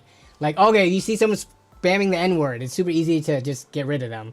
But I don't want them to have more work on their hands, because I can't pay for it, unfortunately. That's the truth. I can't pay for mods. So I can't pay for an editor either. I got a shorts editor, and I'm paying him more than the shorts bring in hopes that the shorts start being more successful and helps the channel. But right now, all those YouTube shorts that you've seen that Droptimus has been editing, he's edited 4 or 5 so far. I'm doing a bunch of them too. But for what I'm paying him, I've lost money on every single short and growth on the channel. So yeah, right now YouTube is kind of a money pit. I'm spending more than it's bringing in, but hopefully that changes. Turn on ads. Too many good channels are shutting down because of 2 years into the revenue and donation drop on TechTube. Yeah, I mean, we talked about it. Channels don't last forever. Okay, you guys are all here. Right now, we're at like 110 concurrent viewers. People are zoning out and tuning out because it's near the end of the stream. I'm going to run an ad. You tell me what it's like. Don't leave the stream because of the ad, okay? Let me know what it is like. I'm going to press the ad button right now. All right, first of all, who's still here? Are people still here because they have YouTube Premium? So you're here and you didn't see an ad, right? Scatterbolt hasn't closed. Mike, Scatterbolt's doing good. Mark, he's doing really good. Premium Frogs, shout out. Yeah. So there's a lot of people here. I got Frontier. I turned it off. uBlock. Okay. For anyone who got an ad, what kind of ad was it? Was it a long ad? Was it a short ad? Was it a long ad with a skippable after X seconds? I don't know what this looks like because I have YouTube Premium, and obviously they're not going to show me an ad to my own thing. You could skip after 6 seconds. You have uBlock 2, Flexi Spot desk ad, and I will hit the skip. Also, does the ad take up the entire screen?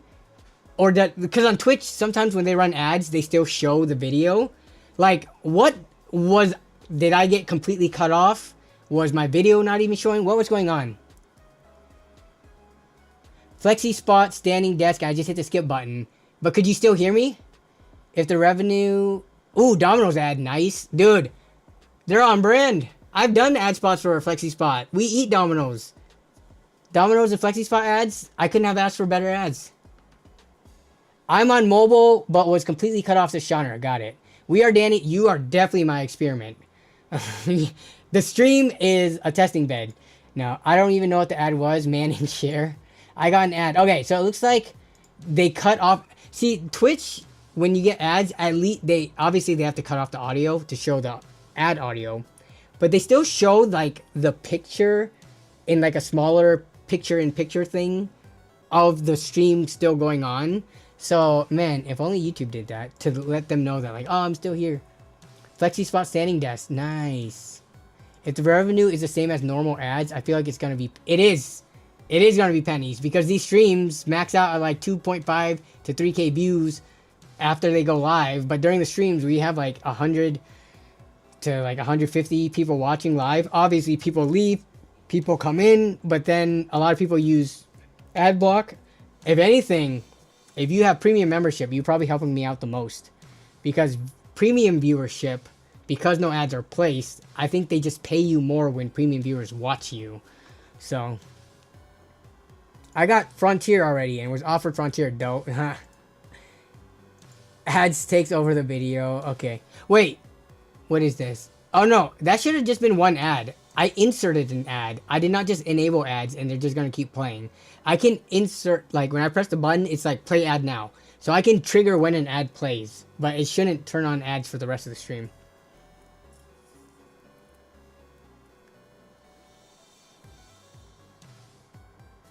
Hit it again. Okay, we're going to hit the ad again just as a testing bed. Feel free to skip it or feel free to refresh or turn on uBlock, whatever. I just hit the ad button again. Man, we went like 2.5 hours with 0 ads, and now I'm running an ad like 2 minutes apart. What is this? Yeah, so let me know. Nothing happened. Nothing happened? No ad here. Someone said they got 2 ads. Let's play ad bingo. Yeah, who got an ad? Stamp their card. Why are CPU mobile combos so expensive? Yeah, if you want modern stuff. Because it's like Ryzen 5600 plus a motherboard. That's about 150. I mean, for someone who has like a stable job, that's not expensive. But like if you don't have a job or disposable income, because you're living like literally paycheck to paycheck, or if you're a kid with no job, yeah, 150 is expensive. But $150 for a motherboard CPU combo is kind of, on the grand scheme of things, pretty affordable. I pay for family premium, no issues here. That's what I have with Jason, and he's gonna start charging me more for it. What did Archangel say? No response? What did they say? Which is the best? People coming in here, it's funny, they might have left. I'm not gonna answer the question, but like, you gotta realize there's like a whole chat window full of stuff. You're asking me which is the best 9070 XT overall, regardless of cost, MSRP crap. Which, off the top of my head, I actually don't even know that. But you could Google that, or you could, watch some roundup video or like a tech article that covers that. But then, question mark, you didn't answer, huh? I asked a question. Why didn't you answer it? Okay, no response. Good night. They must be new here because I am not able to answer every chat like that comes through, right? Like if I did that, I mean, stream could be interesting, but that's not the point of the stream. The point of the stream is not for me to be your one-on-one Google. I'll talk about interesting stuff, but I'm not here to be your PC tech help for completely free the minute you ask for it. So, nothing was lost from them leaving the stream. Let's just say that. Nob GPT. Can I like run up a model? So the company Vetted, actually, they were trying to come up with an AI shopping assistant. You guys remember Luster? Remember Vetted? Let me bring it up. I haven't worked with them for a while because I don't know what the hell they're doing now. They're still somewhat useful of a tool. So they were trying to make a shopping assistant personally for each YouTuber they were working with, right? So Vetted, this is the, you type in. So they do have an AI thing to like, show me graphics cards. Let's see what it does.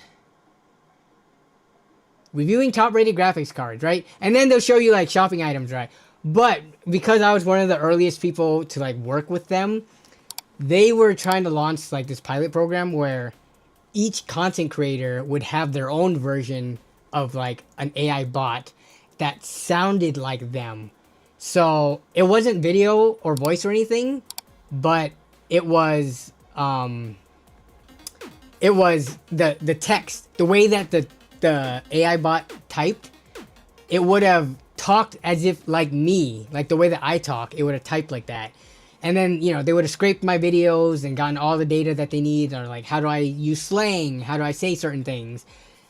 I'm pretty sure that was like, they were trying to overachieve, because that seems like an overwhelming task for some startup company to do. But when you said no GPT, that's what I thought of. Like, what if there was a personal AI modeled after me, even with video and voice, that can answer things for you as if I would? I do answer all super chats. No, I've missed some super chats. I feel bad when I miss super chats, because I feel like at a minimum I should answer all super chats.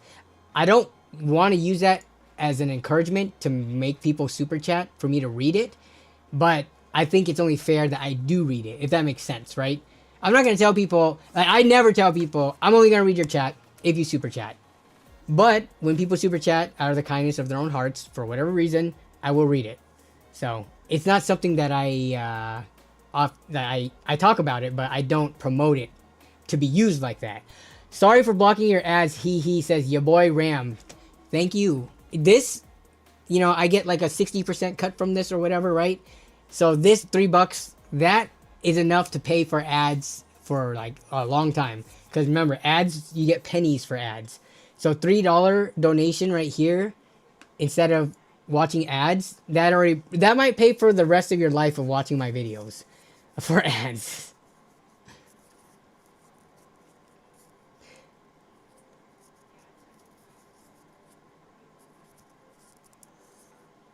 Nope, get Protect GPT. All right, we are 3 hours over, or we are 3 hours into stream, 3 hours and 7 minutes. I need to go cook this curry. We are having Indian curry with basmati rice tonight. I was running late to stream. It was like 4:45, 50 minutes left. I had to go quickly cook rice and take the chicken out to defrost. I did not forget to take the chicken out. Mom will be proud. The frozen chicken. It is hopefully fully defrosted by now, but I'm gonna go make some chicken tikka masala or butter chicken or something like that. Y'all have a great rest of your night, your rest of your day. If you're somewhere else in the world, have a great rest of your week. Have a great weekend coming up. We do have a video coming out. Used part pickup right along, and some more YouTube shorts as we've been doing.